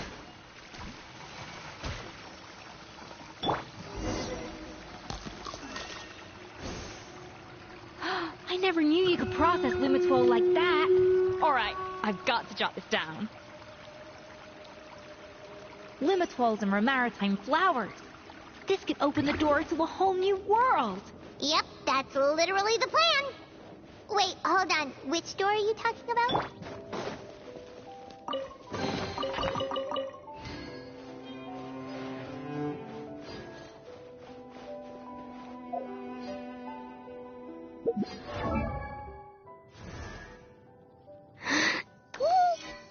Hmm?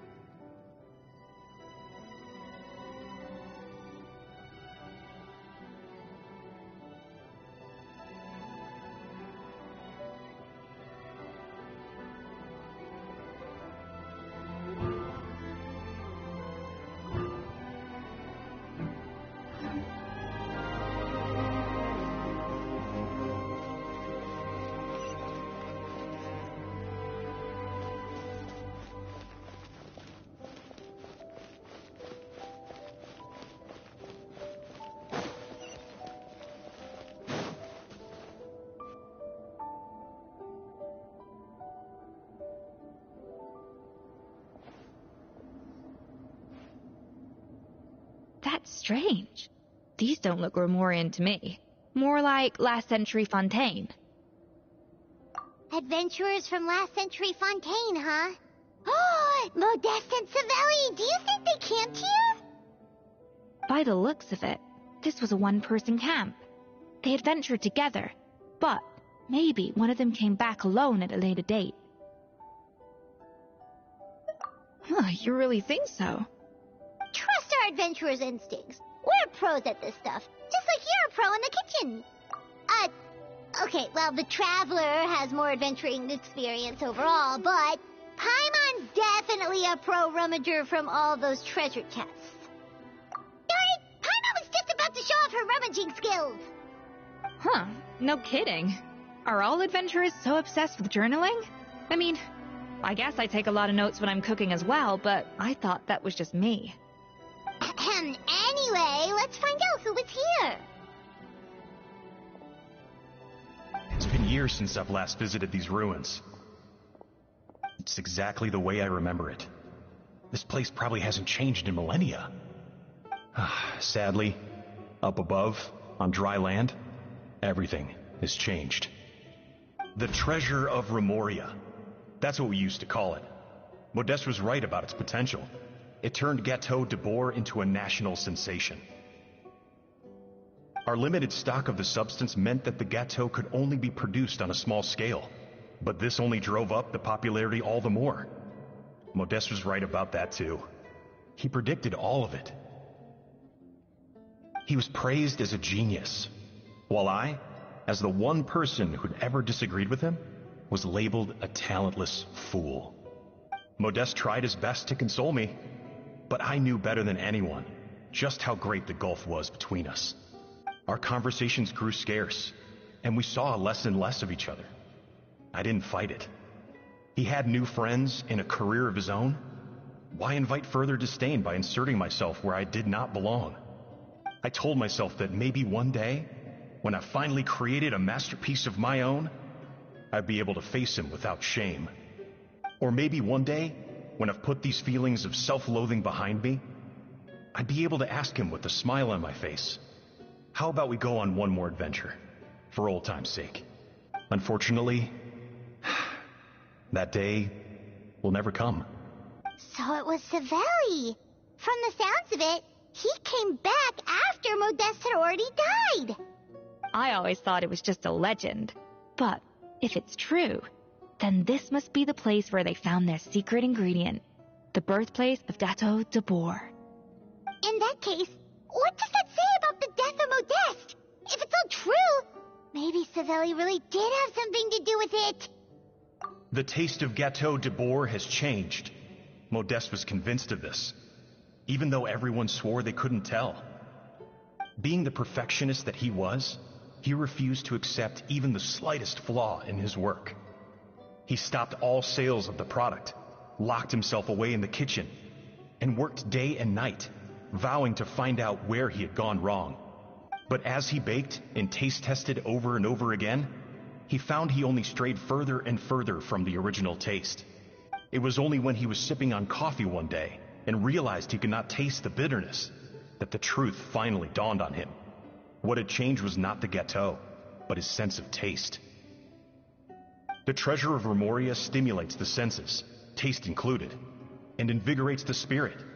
In the short term, it offers people the ultimate gourmet experience, but in the long term, it dulls their senses entirely. In hindsight, it made perfect sense.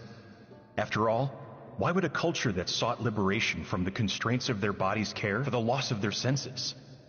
But we realized it too late. We were just too late. Over the course of his many culinary experiments, Modeste exhausted the remaining supply of the treasure of Remoria. He consumed it all himself. The finest culinary talent of his generation now faced a future in which he would never be able to taste anything ever again. Finally, in despair, he took his own life. And because we had become estranged, I could not be there to stop him, to offer some words of comfort, or even to say goodbye. Yet despite everything, he sent me his final letter. The treasure of Remoria? Guess Monica was really onto something. It really was a kind of drug. So, Modeste chose to end his own life. Then, why all the rumors that Savelli murdered him? Also, neither the Codex nor any other contemporary records make any mention of the treasure of Remoria. It's almost as if someone deliberately erased it from history. Modeste told me everything in his final letter. His was a tale of how even a genius could fail, and how much more devastating it is when it happens. Did he hope I would gain some personal catharsis from knowing the truth?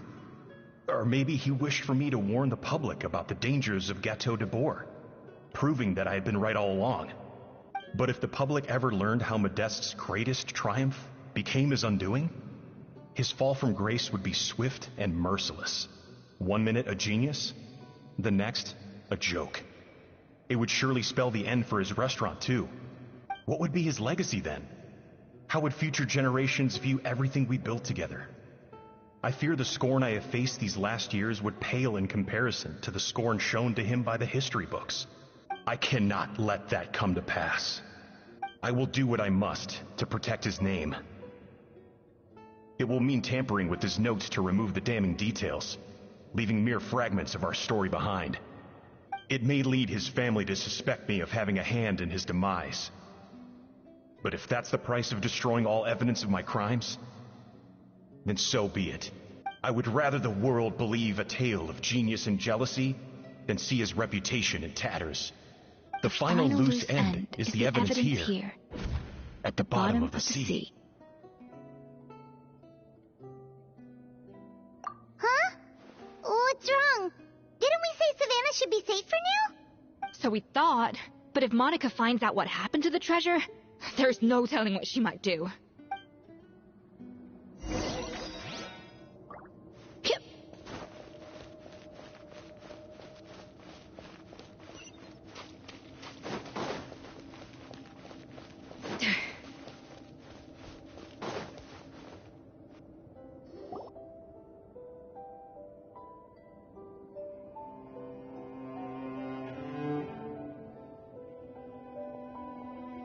The treasure of Remoria.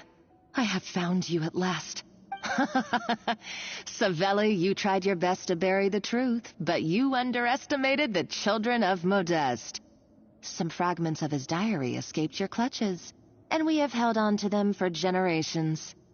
But I have to thank you too, Savannah.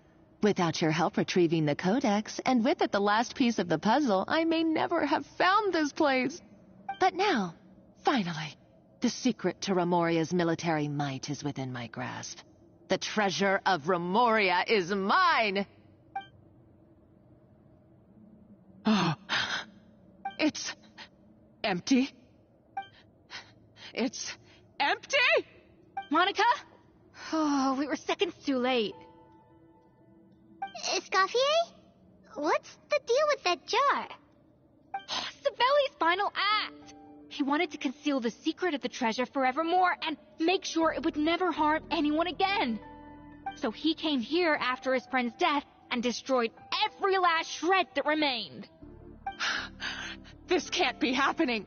All the years I spent piecing together the truth. All my painstaking planning. All that for an empty jar? Monica, don't do anything stupid. This ruin is more dangerous than you realize. Oh, shut your pie hole! Praise be to Lord Remus. You barbarian shall be slain.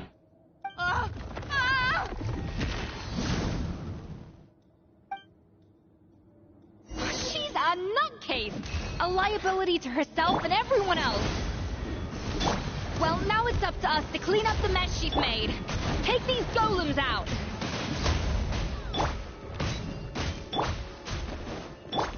A little amuse-bouche! Yeah! Light of the blazing sun!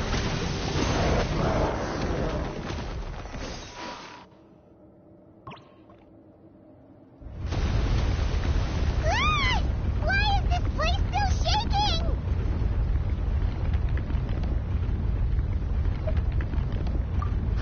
Either way, it's all her fault. Enough chit-chat. Let's get out of here, Traveler Escoffier, come on! Okay, I'm coming. Oh, no you don't. If I can't get what I want, neither will any of you. I've got nothing to show for my life's work so far. But if I can take another so-called genius down with me in my final moment, then it was all worth it. You're a psycho!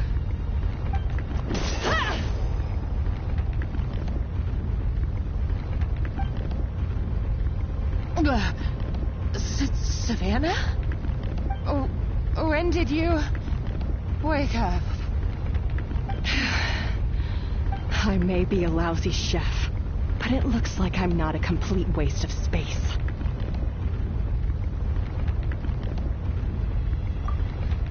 Traveler? Okay, let's go!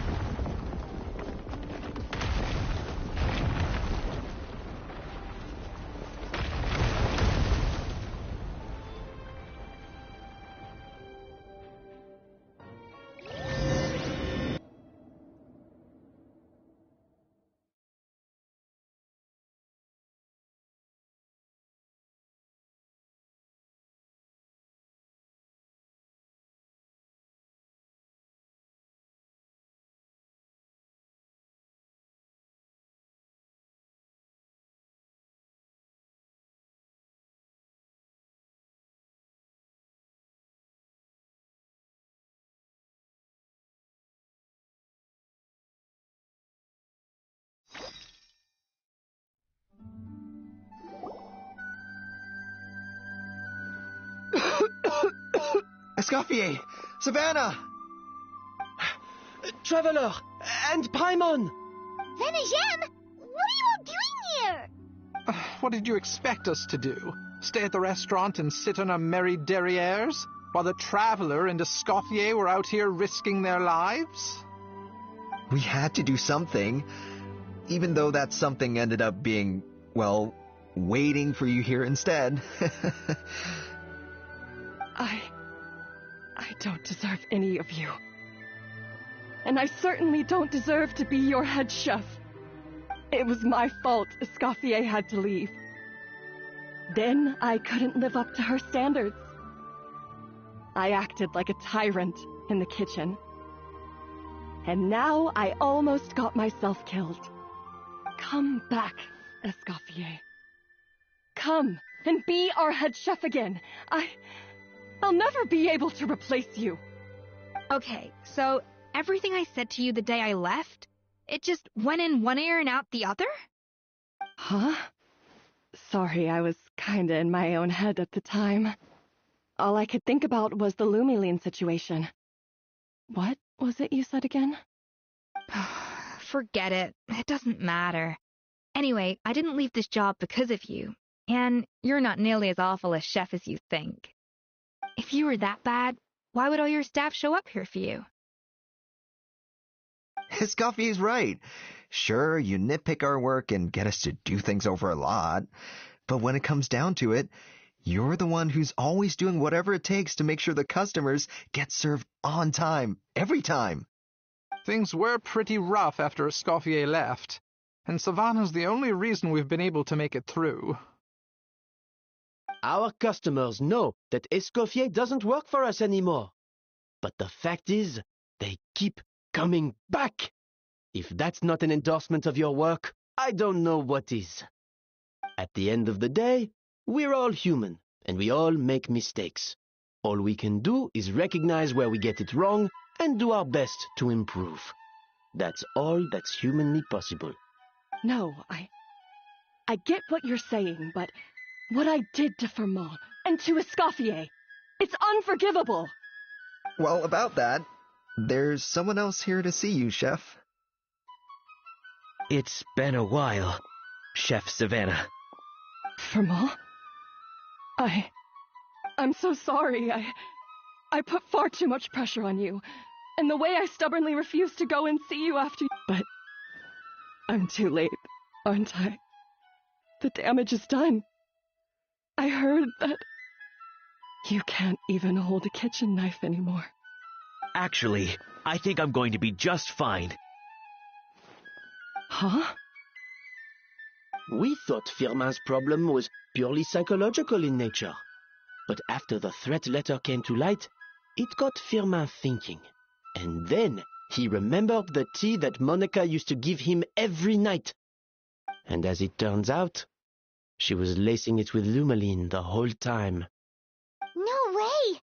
Doesn't that cause nerve damage? It can. High doses pose a risk of serious nervous and sensory complications.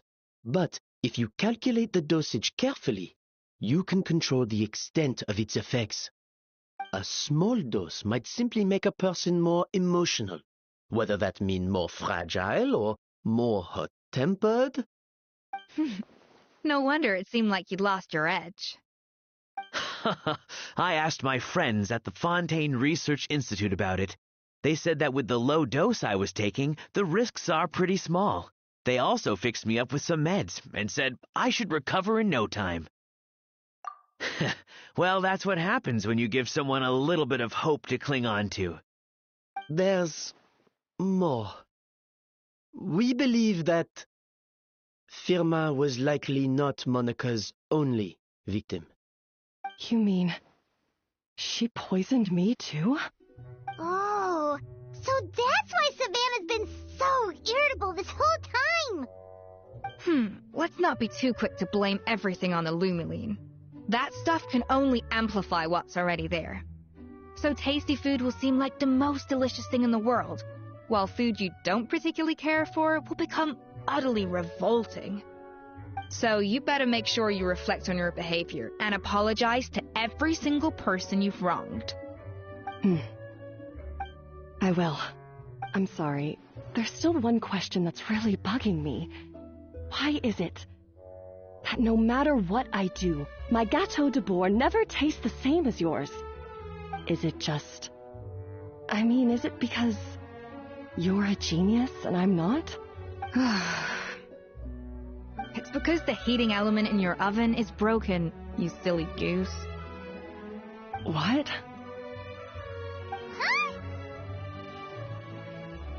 I felt like something was off during the cooking contest. Once I got around to checking all the equipment, I noticed it right away. There was a half-degree discrepancy between the temperature setting and the actual temperature. All the ovens in the whole kitchen had the same problem, which confused me at the time, but by this point, it's pretty obvious that Monica must have tampered with them. I would have figured it out the day of the bake-off, since the issue affected both our teams. But of course, Monica sabotaged mine so that could never happen. No. I spent so long trying to find out where I was going wrong, and then you pinpoint the problem in just one night? It all comes back to one simple, undeniable truth. You're a genius, and I'm just plain old Savannah. Oh, cut it out! Stop the woe is me act for a second and just think. I came up with this recipe. You don't think that might have something to do with it? Do you know how long I spent perfecting my Gâteau de Bourg? 3 years! 3 whole years! I know this dish inside out, back to front and upside down. And you've been head chef now for what, 6 months? If that? A couple hundred failed attempts, and you're gonna throw in the kitchen towel and declare you'll never be successful because you're not a genius. You clearly have no idea how many kitchen failures I've had under my belt, or just how long it took me to finally get my recipe to a level I was satisfied with. Genius or not, everyone makes mistakes. Modeste did, Savelli did, everyone does. You're only a lousy chef if you don't face up to your mistakes, learn from them, and then keep chipping away until you crack the problem once and for all. Surely you haven't forgotten all that. You were no lousy chef back when I handed you the reins. I haven't forgotten. And I'll make sure I never do. That's our head chef. Ha ha! Sounds like we won't need another changing of the guard in the Hôtel de Bord kitchen anytime soon. Huzzah! What a perfect ending to a crazy journey. Look how happy everyone is. So you got your mojo back now? Yeah. Thanks to you, Escoffier. In fact, no. Thanks to all of you. Friends again. So nice to see them finally settle their beef. Good. So now that's out of the way. It's time for payback. You cheated in our last bake-off, and I demand a rematch right now. Huh? But that was mostly Monica's fault, wasn't it? Right. And also, does it have to be right now? Savannah's only just got her mojo back, and you barely escaped from a death trap. No excuses. This is a cooking contest between 2 top chefs, and nothing will stand in its way. So grab your spatula and get ready, because this rematch is happening today, right now, this instant. Hey, so, this whole time you were salty about losing?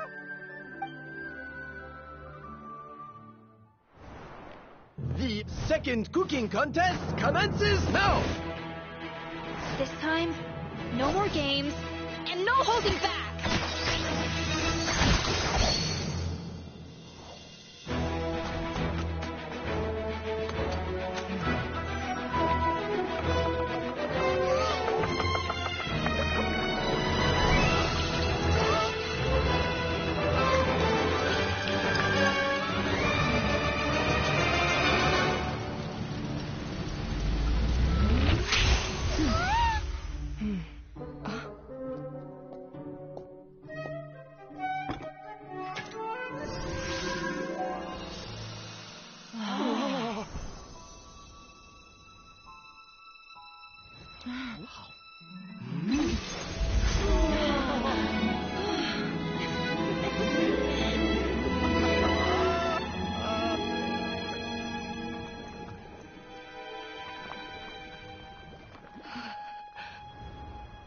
I feel like I don't have the right to be here. Hey, what are you so afraid of? You can't unbake it now. And if you don't serve it, then good or bad, you'll never find out how to improve.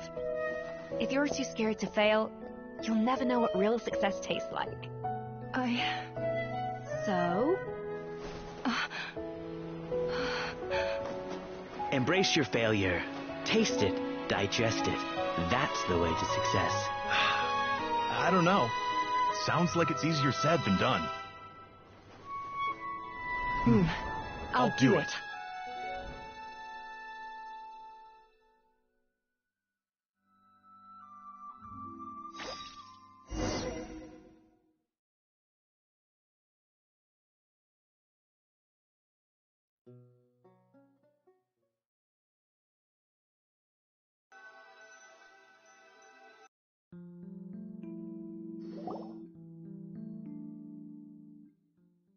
The results are in! A landslide victory for Escoffier! Quite rightly, too. Piece of cake.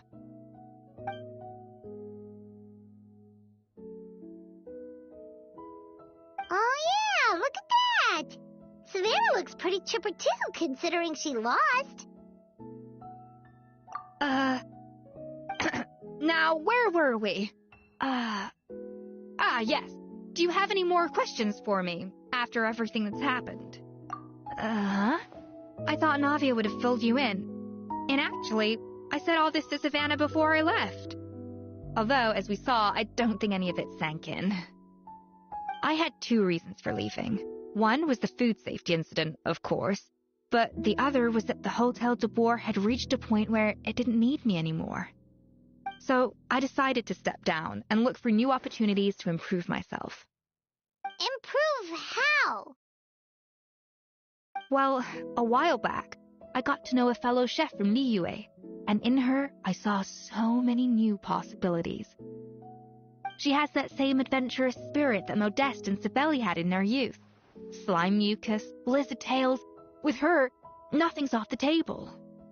There's a whole world of new flavors out there waiting to be explored, hiding away in ingredients we overlook.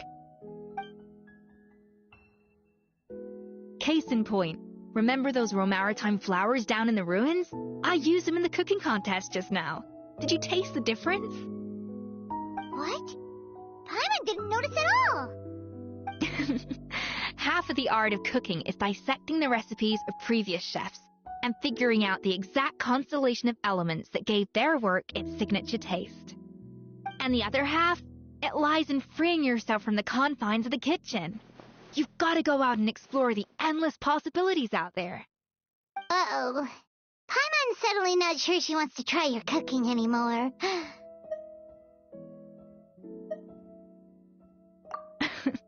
Don't worry, it's not going to be a free-for-all like in Modeste's time. Before I put anything into my food, I'll obviously do my research, make sure it doesn't contain any harmful substances. In the meantime, take this. It's a recipe for Petit Gâteau de Boer revised version. I tweaked it to suit your needs as busy adventurers. Hope you enjoy, and remember, feedback is always welcome. All right! So, do you ever see yourself returning to Hotel de Boer? Oh, of course. I've already promised Vanishem that I'll come back every once in a while to make sure the quality of the food remains at an acceptable level.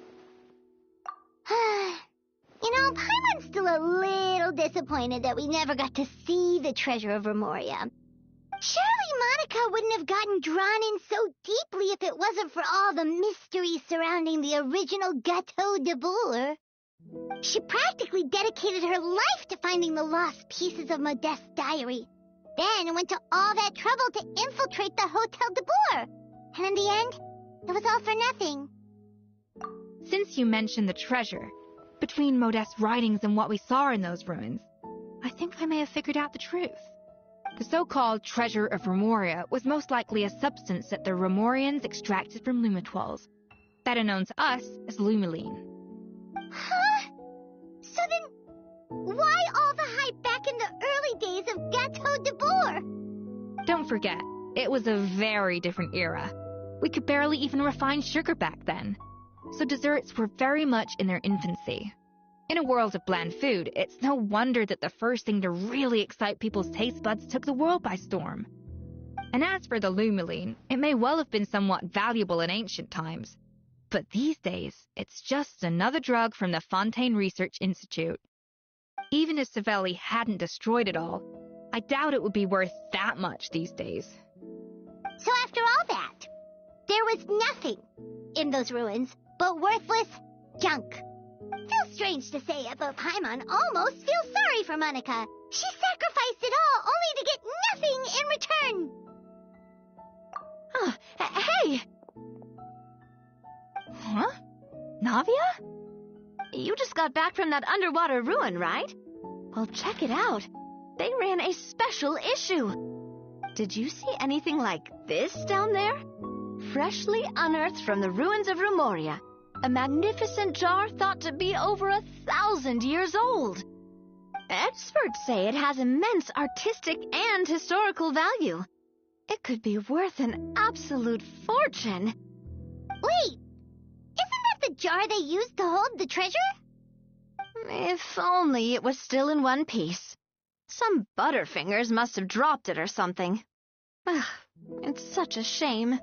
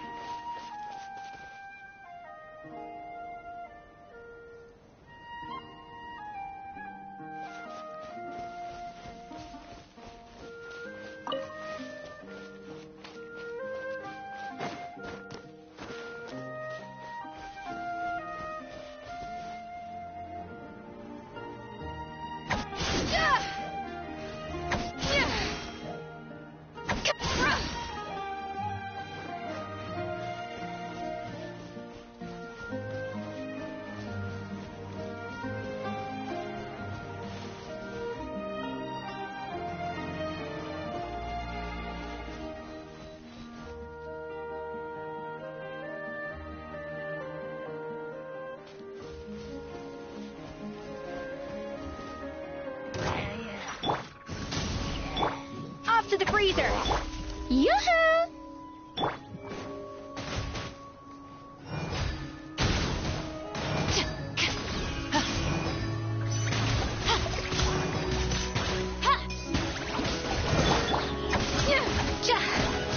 A dash of frosting!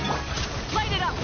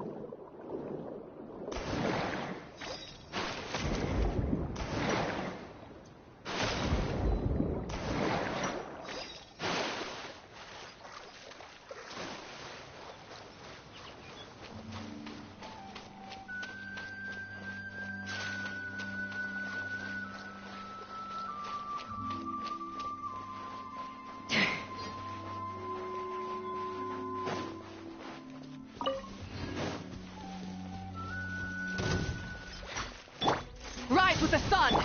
Off to the freezer! Final warning!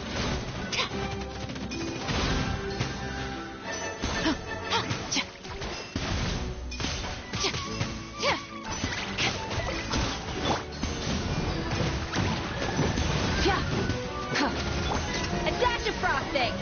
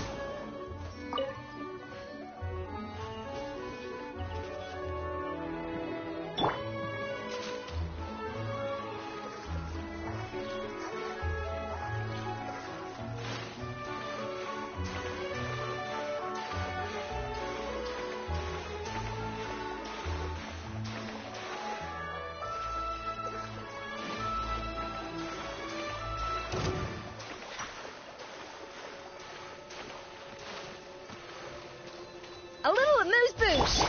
Burn it down! Shower me with praise!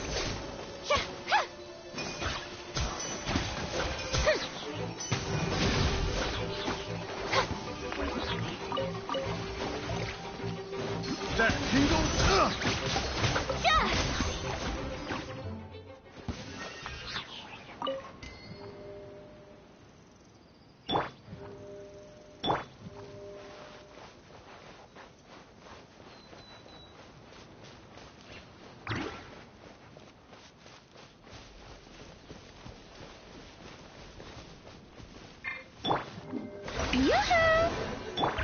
Rise with the sun! Off to the freezer! Yeah.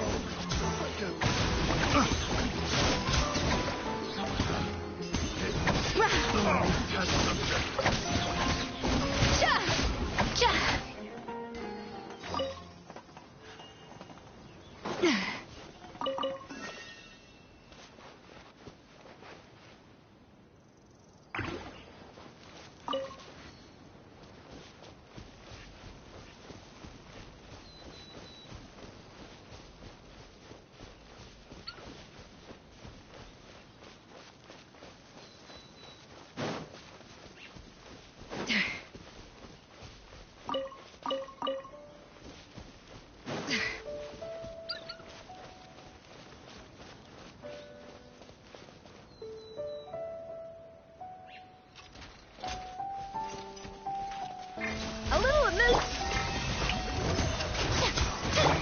Light it up! Drop your weapon!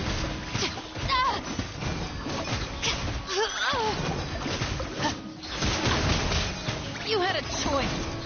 You asked for it! Off to the freezer! Yeah! Resident!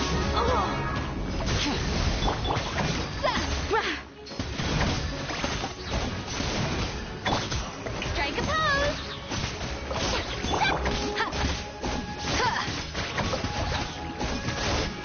Adaptive frosting! Yeah!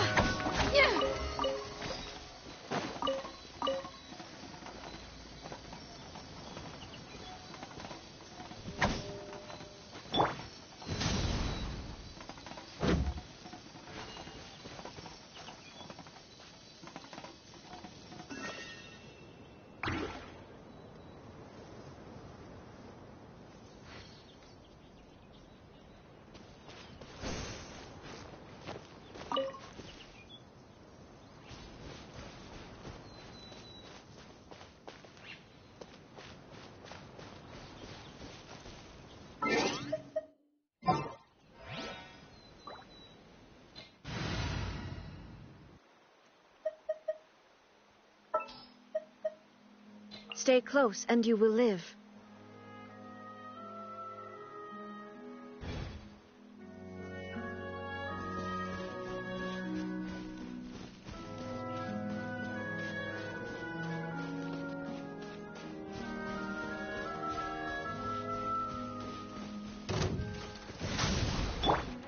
Shower me with praise! A little amuse bouche! Illusion shattered!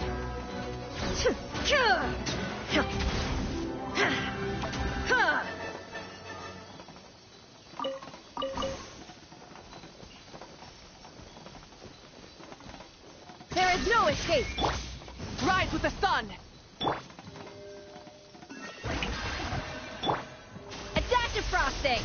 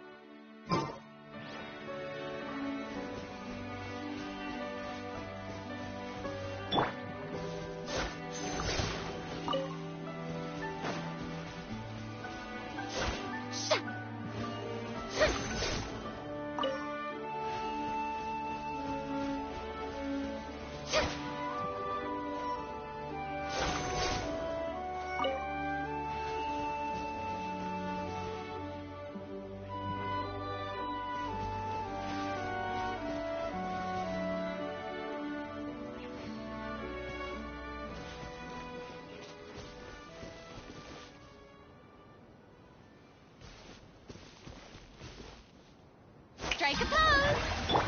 Burn it down! A little amuse, but shine down!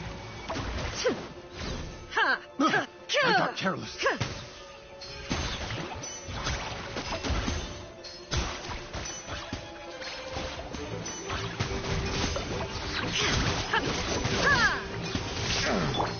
Off to the breather! Comes the hunting.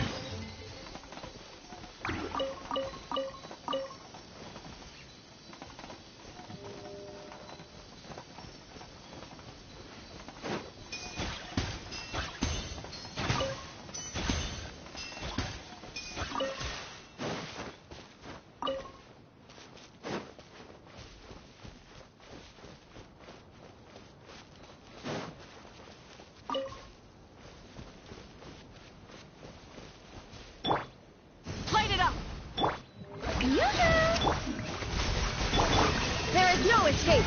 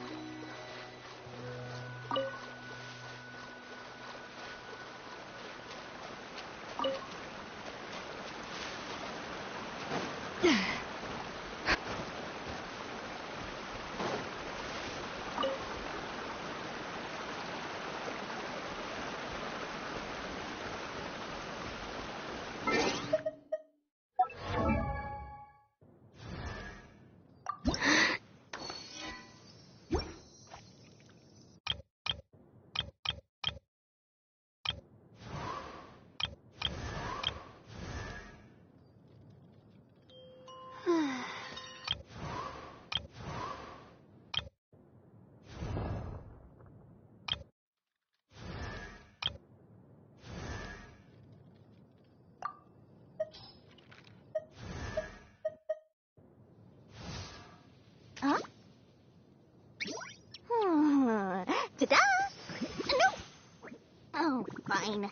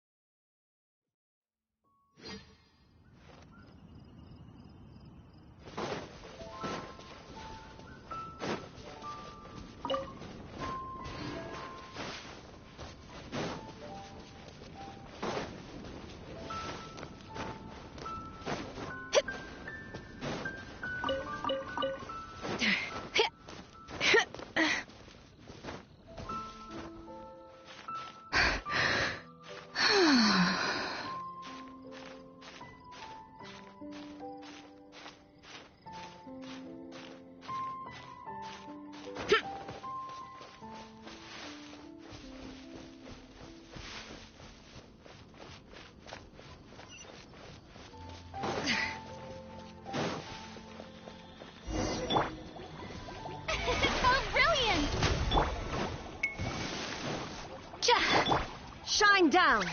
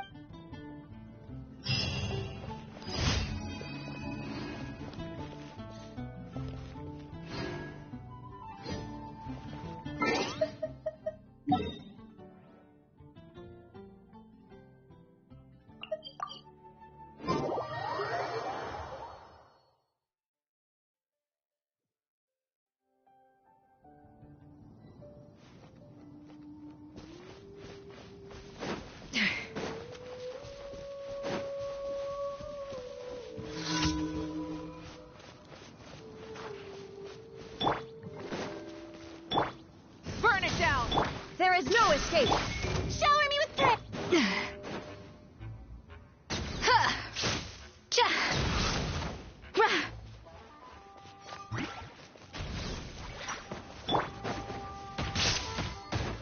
Light it up! Illusion shattered!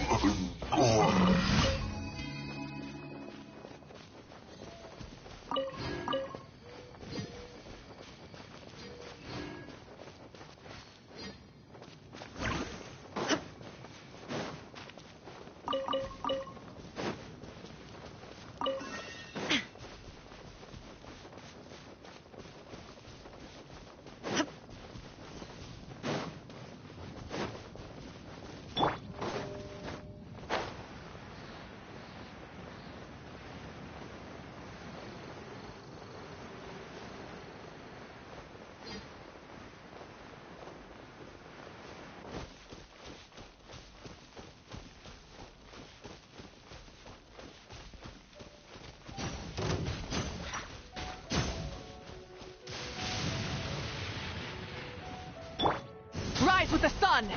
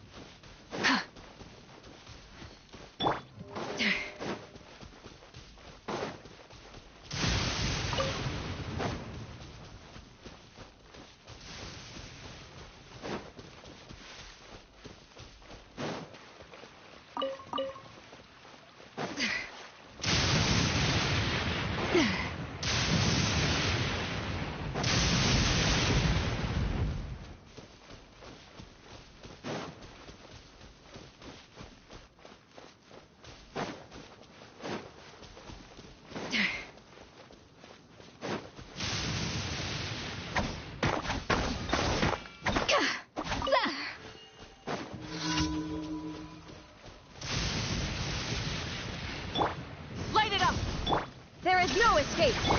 Yoo-hoo! A little amuse-bouche!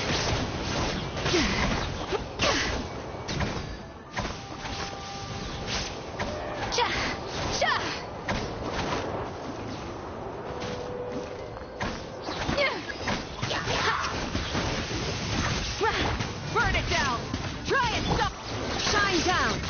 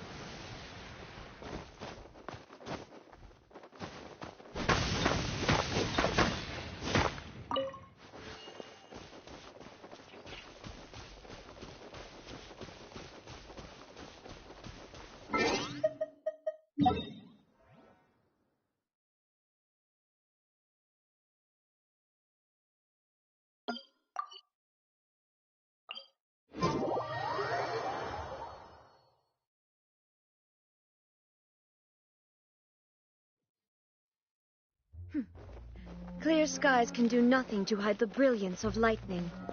Divine bolts can strike even in the absence of rain. Do you see that tree? Wait, you understand? So, demonstration is not required. Good.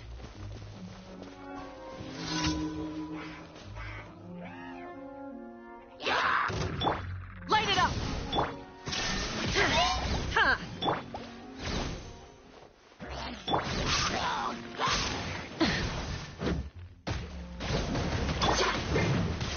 There is no escape!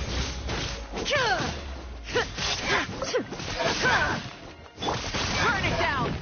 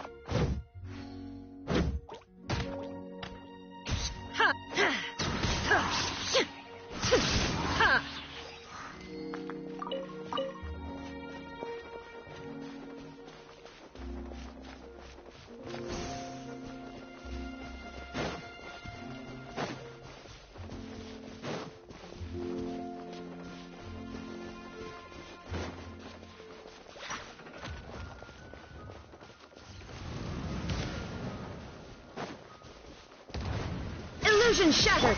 Try and stop me! Strike a pop! Off to the freezer! Yeah!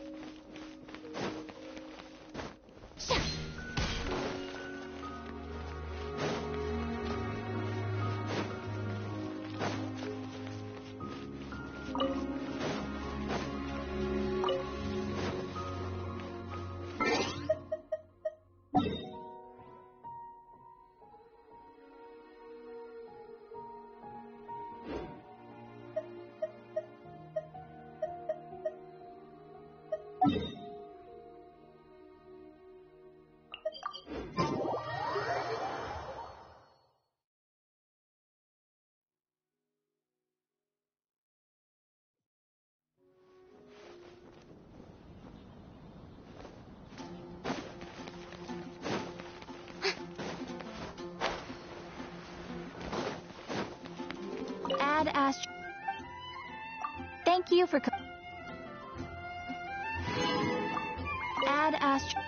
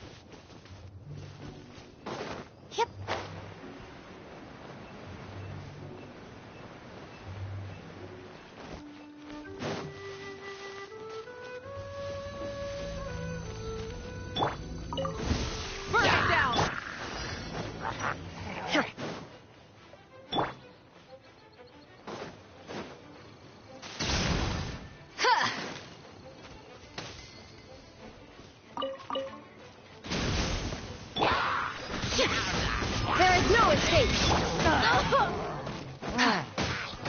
Light it up! A little moose boosh!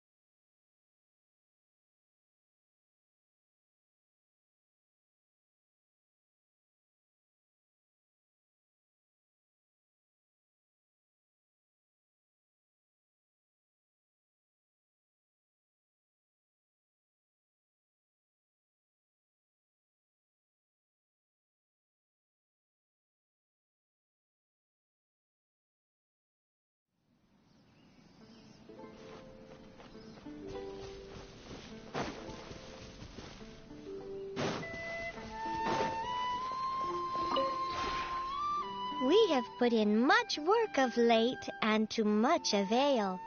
Slowly but surely, the area is coming to life.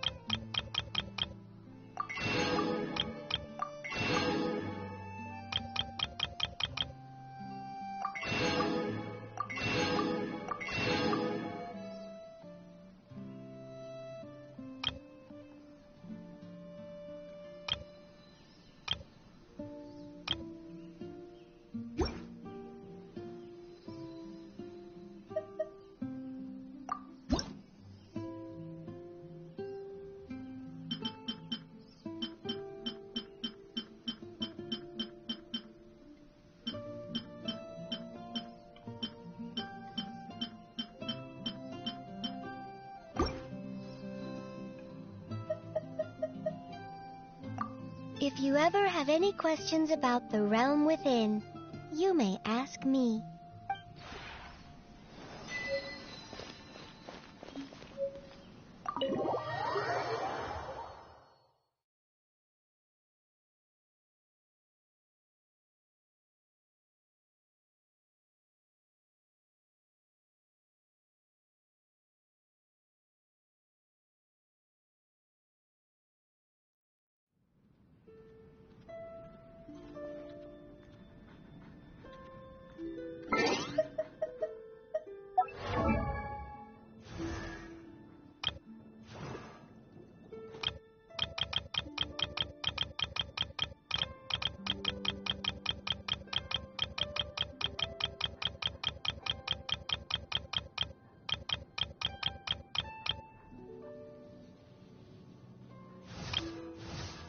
Know of any new orchestral pieces? I like to swap out the background music in the kitchen once in a while. It's a great way to find new inspiration.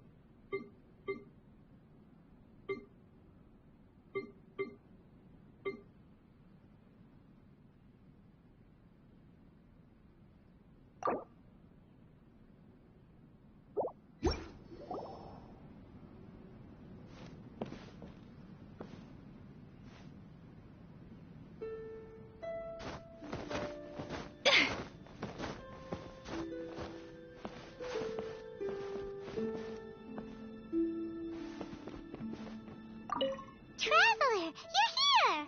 Anything interesting you want to talk about today?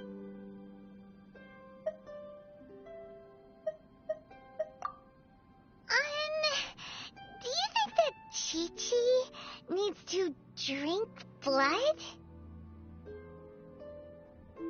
Then, will she transform during a full moon? Huh. As expected of a traveler, you really know a lot. So, what special things can zombies do? Ah, that makes a lot of sense. So the ones that do exercises are zombies. Got it.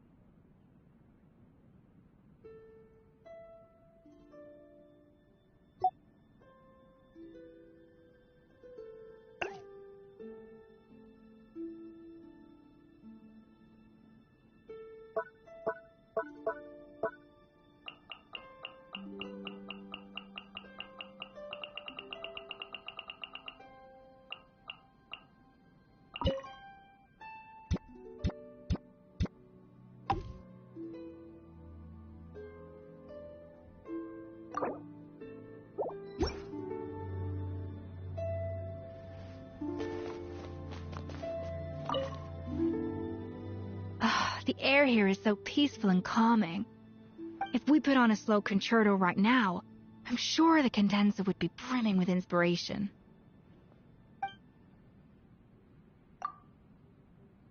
You know, it almost feels like coming home. No picky customers, no reputation to uphold. Here, I can cook whatever I feel like. It's a nice chance to try out some new things from my list. Just to be clear, you are going to set me up with a purpose-built kitchen here, right?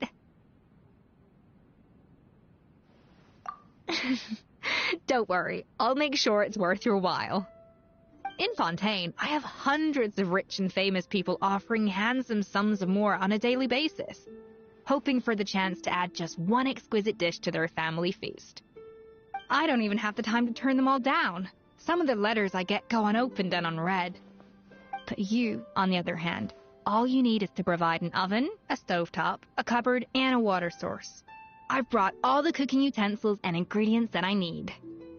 No one else in all of Fontaine, or even all of Tevat, could hope for the special treatment I'm offering you.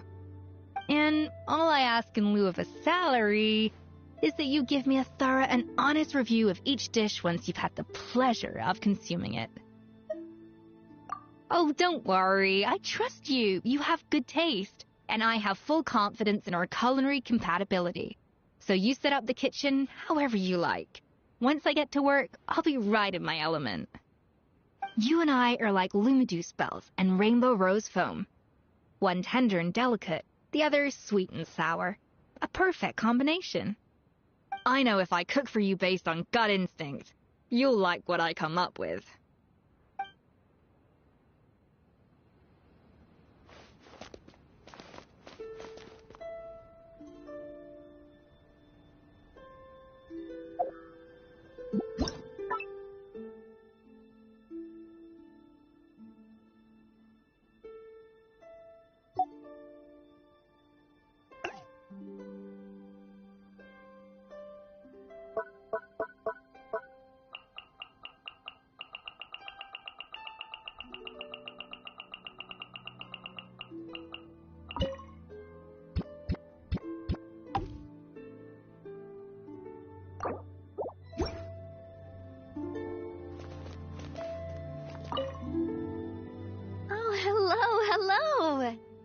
This place is seriously cool.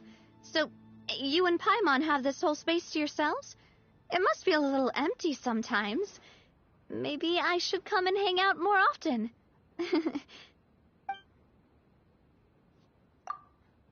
I like this place a lot.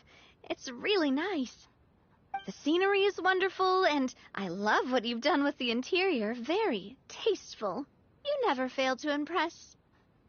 Oh, don't be silly. It's not a competition. Every home's character is unique to its owner. It's not a question of good or bad, just personality. Yeah, that sums it up nicely. Your home is a reflection of your personality. Just one look around here, and I can tell that this place belongs to you and Paimon. Really? Literally whenever I want? Because I'll definitely be taking you up on that offer. Don't worry, I'll make sure to always come with snacks. Homemade cookies, little cakes, and whatever else you like. Oh, and I'm happy to bring enough for Paimon, too.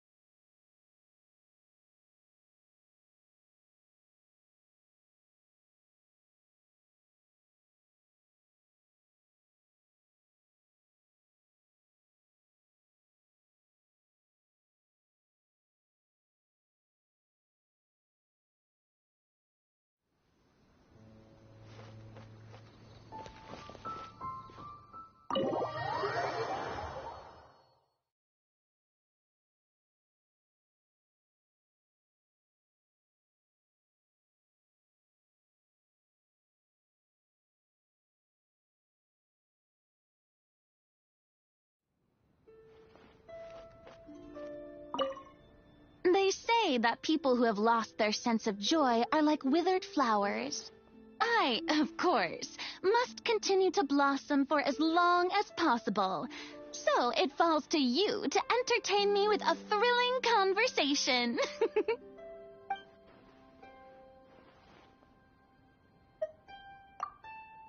A chat, you say?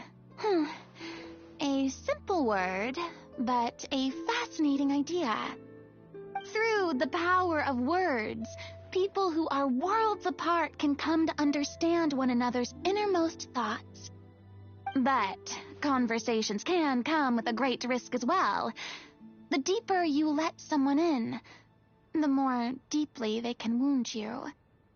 That's why people are just as afraid of intimacy as they are of being alone. Hey! I just gave a very moving speech.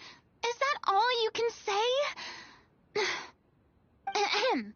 When one is blessed with both beauty and depth as I am, one naturally has many musings on the vicissitudes of life. All the best moments in opera are grounded in real-life observation. I didn't mean that. It popped into my head, that's all. People are just as afraid of intimacy as they are of being alone. And I thought, wow, that's a good line. Surely you've had that before, too. You know, where you really want to say something profound that makes everyone go, wow, that was deep. Are you serious? Surely I can't be the only one. No. I bet you just haven't realized how fun it is yet. Why don't you give it a try? Just focus on what your feelings are telling you and try to articulate that in a serious-sounding way. Technically, it counts as a kind of performance, but don't let that get to you. There's no pressure. Just say whatever words come into your mind. How should I put this? That was pretty good for a beginner. Starting out is always the hardest part. Keep practicing, and before you know it, you'll be able to show all the sides of yourself that no one's ever seen before. Just like me. When that time comes, we can rehearse together. Maybe even work on a new script together. A lot of classics were made that way, you know. And doesn't it sound like fun?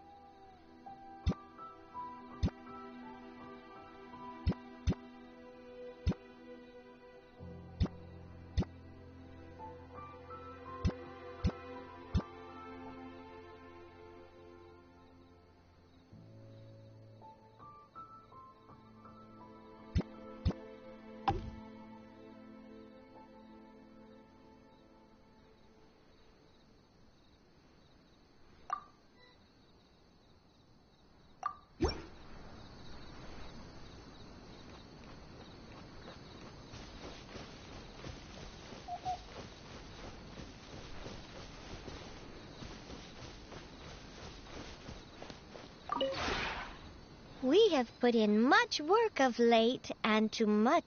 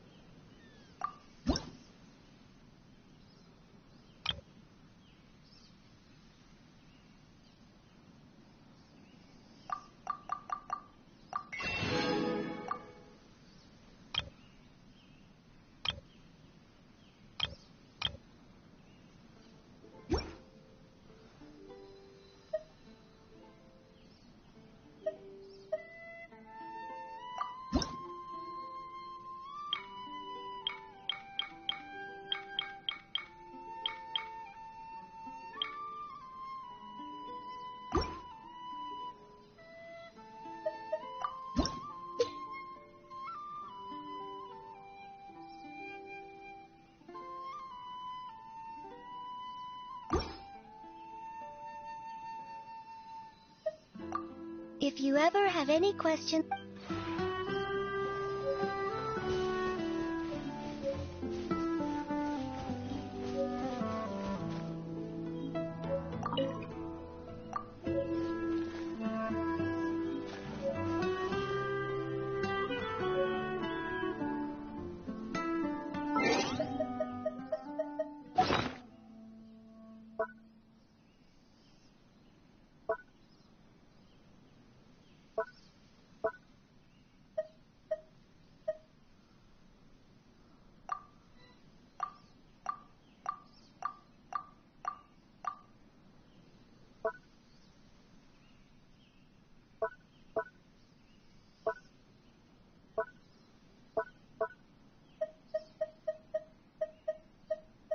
An important part of cooking is making sure the ingredients absorb the flavors in the dish. To that end, a chef must be able to wield a knife with the same level of precision as a surgeon. Practice makes perfect.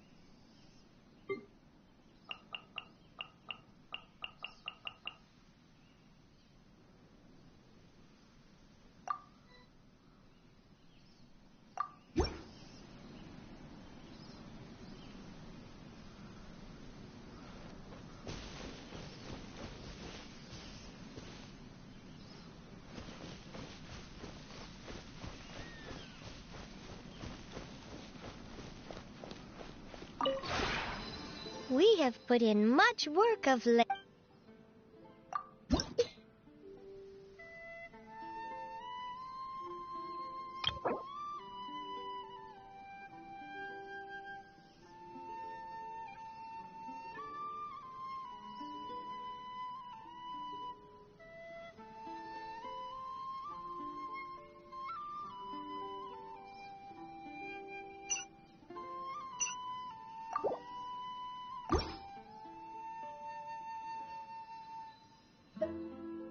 If you ever have any questions...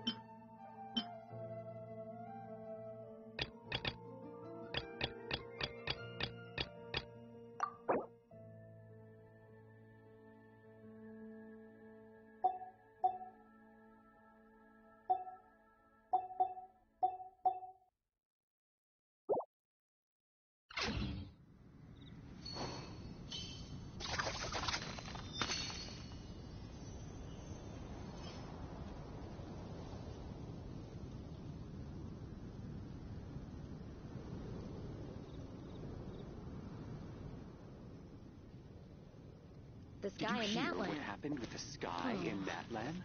What happened now?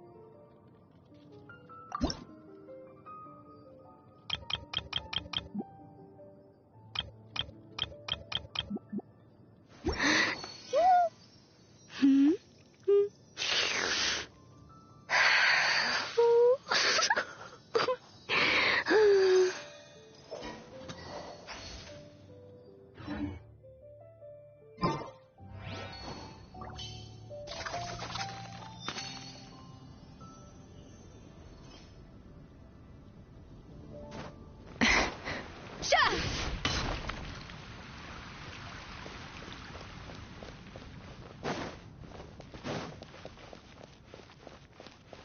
you heard? There's a strange wanderer near.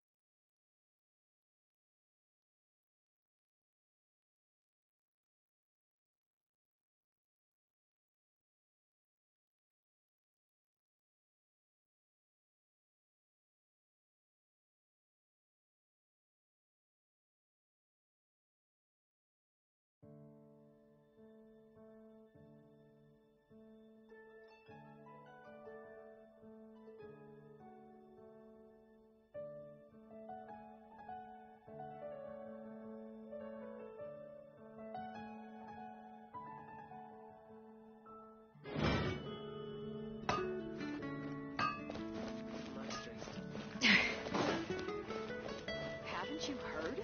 There's a strange wanderer near Rubendum.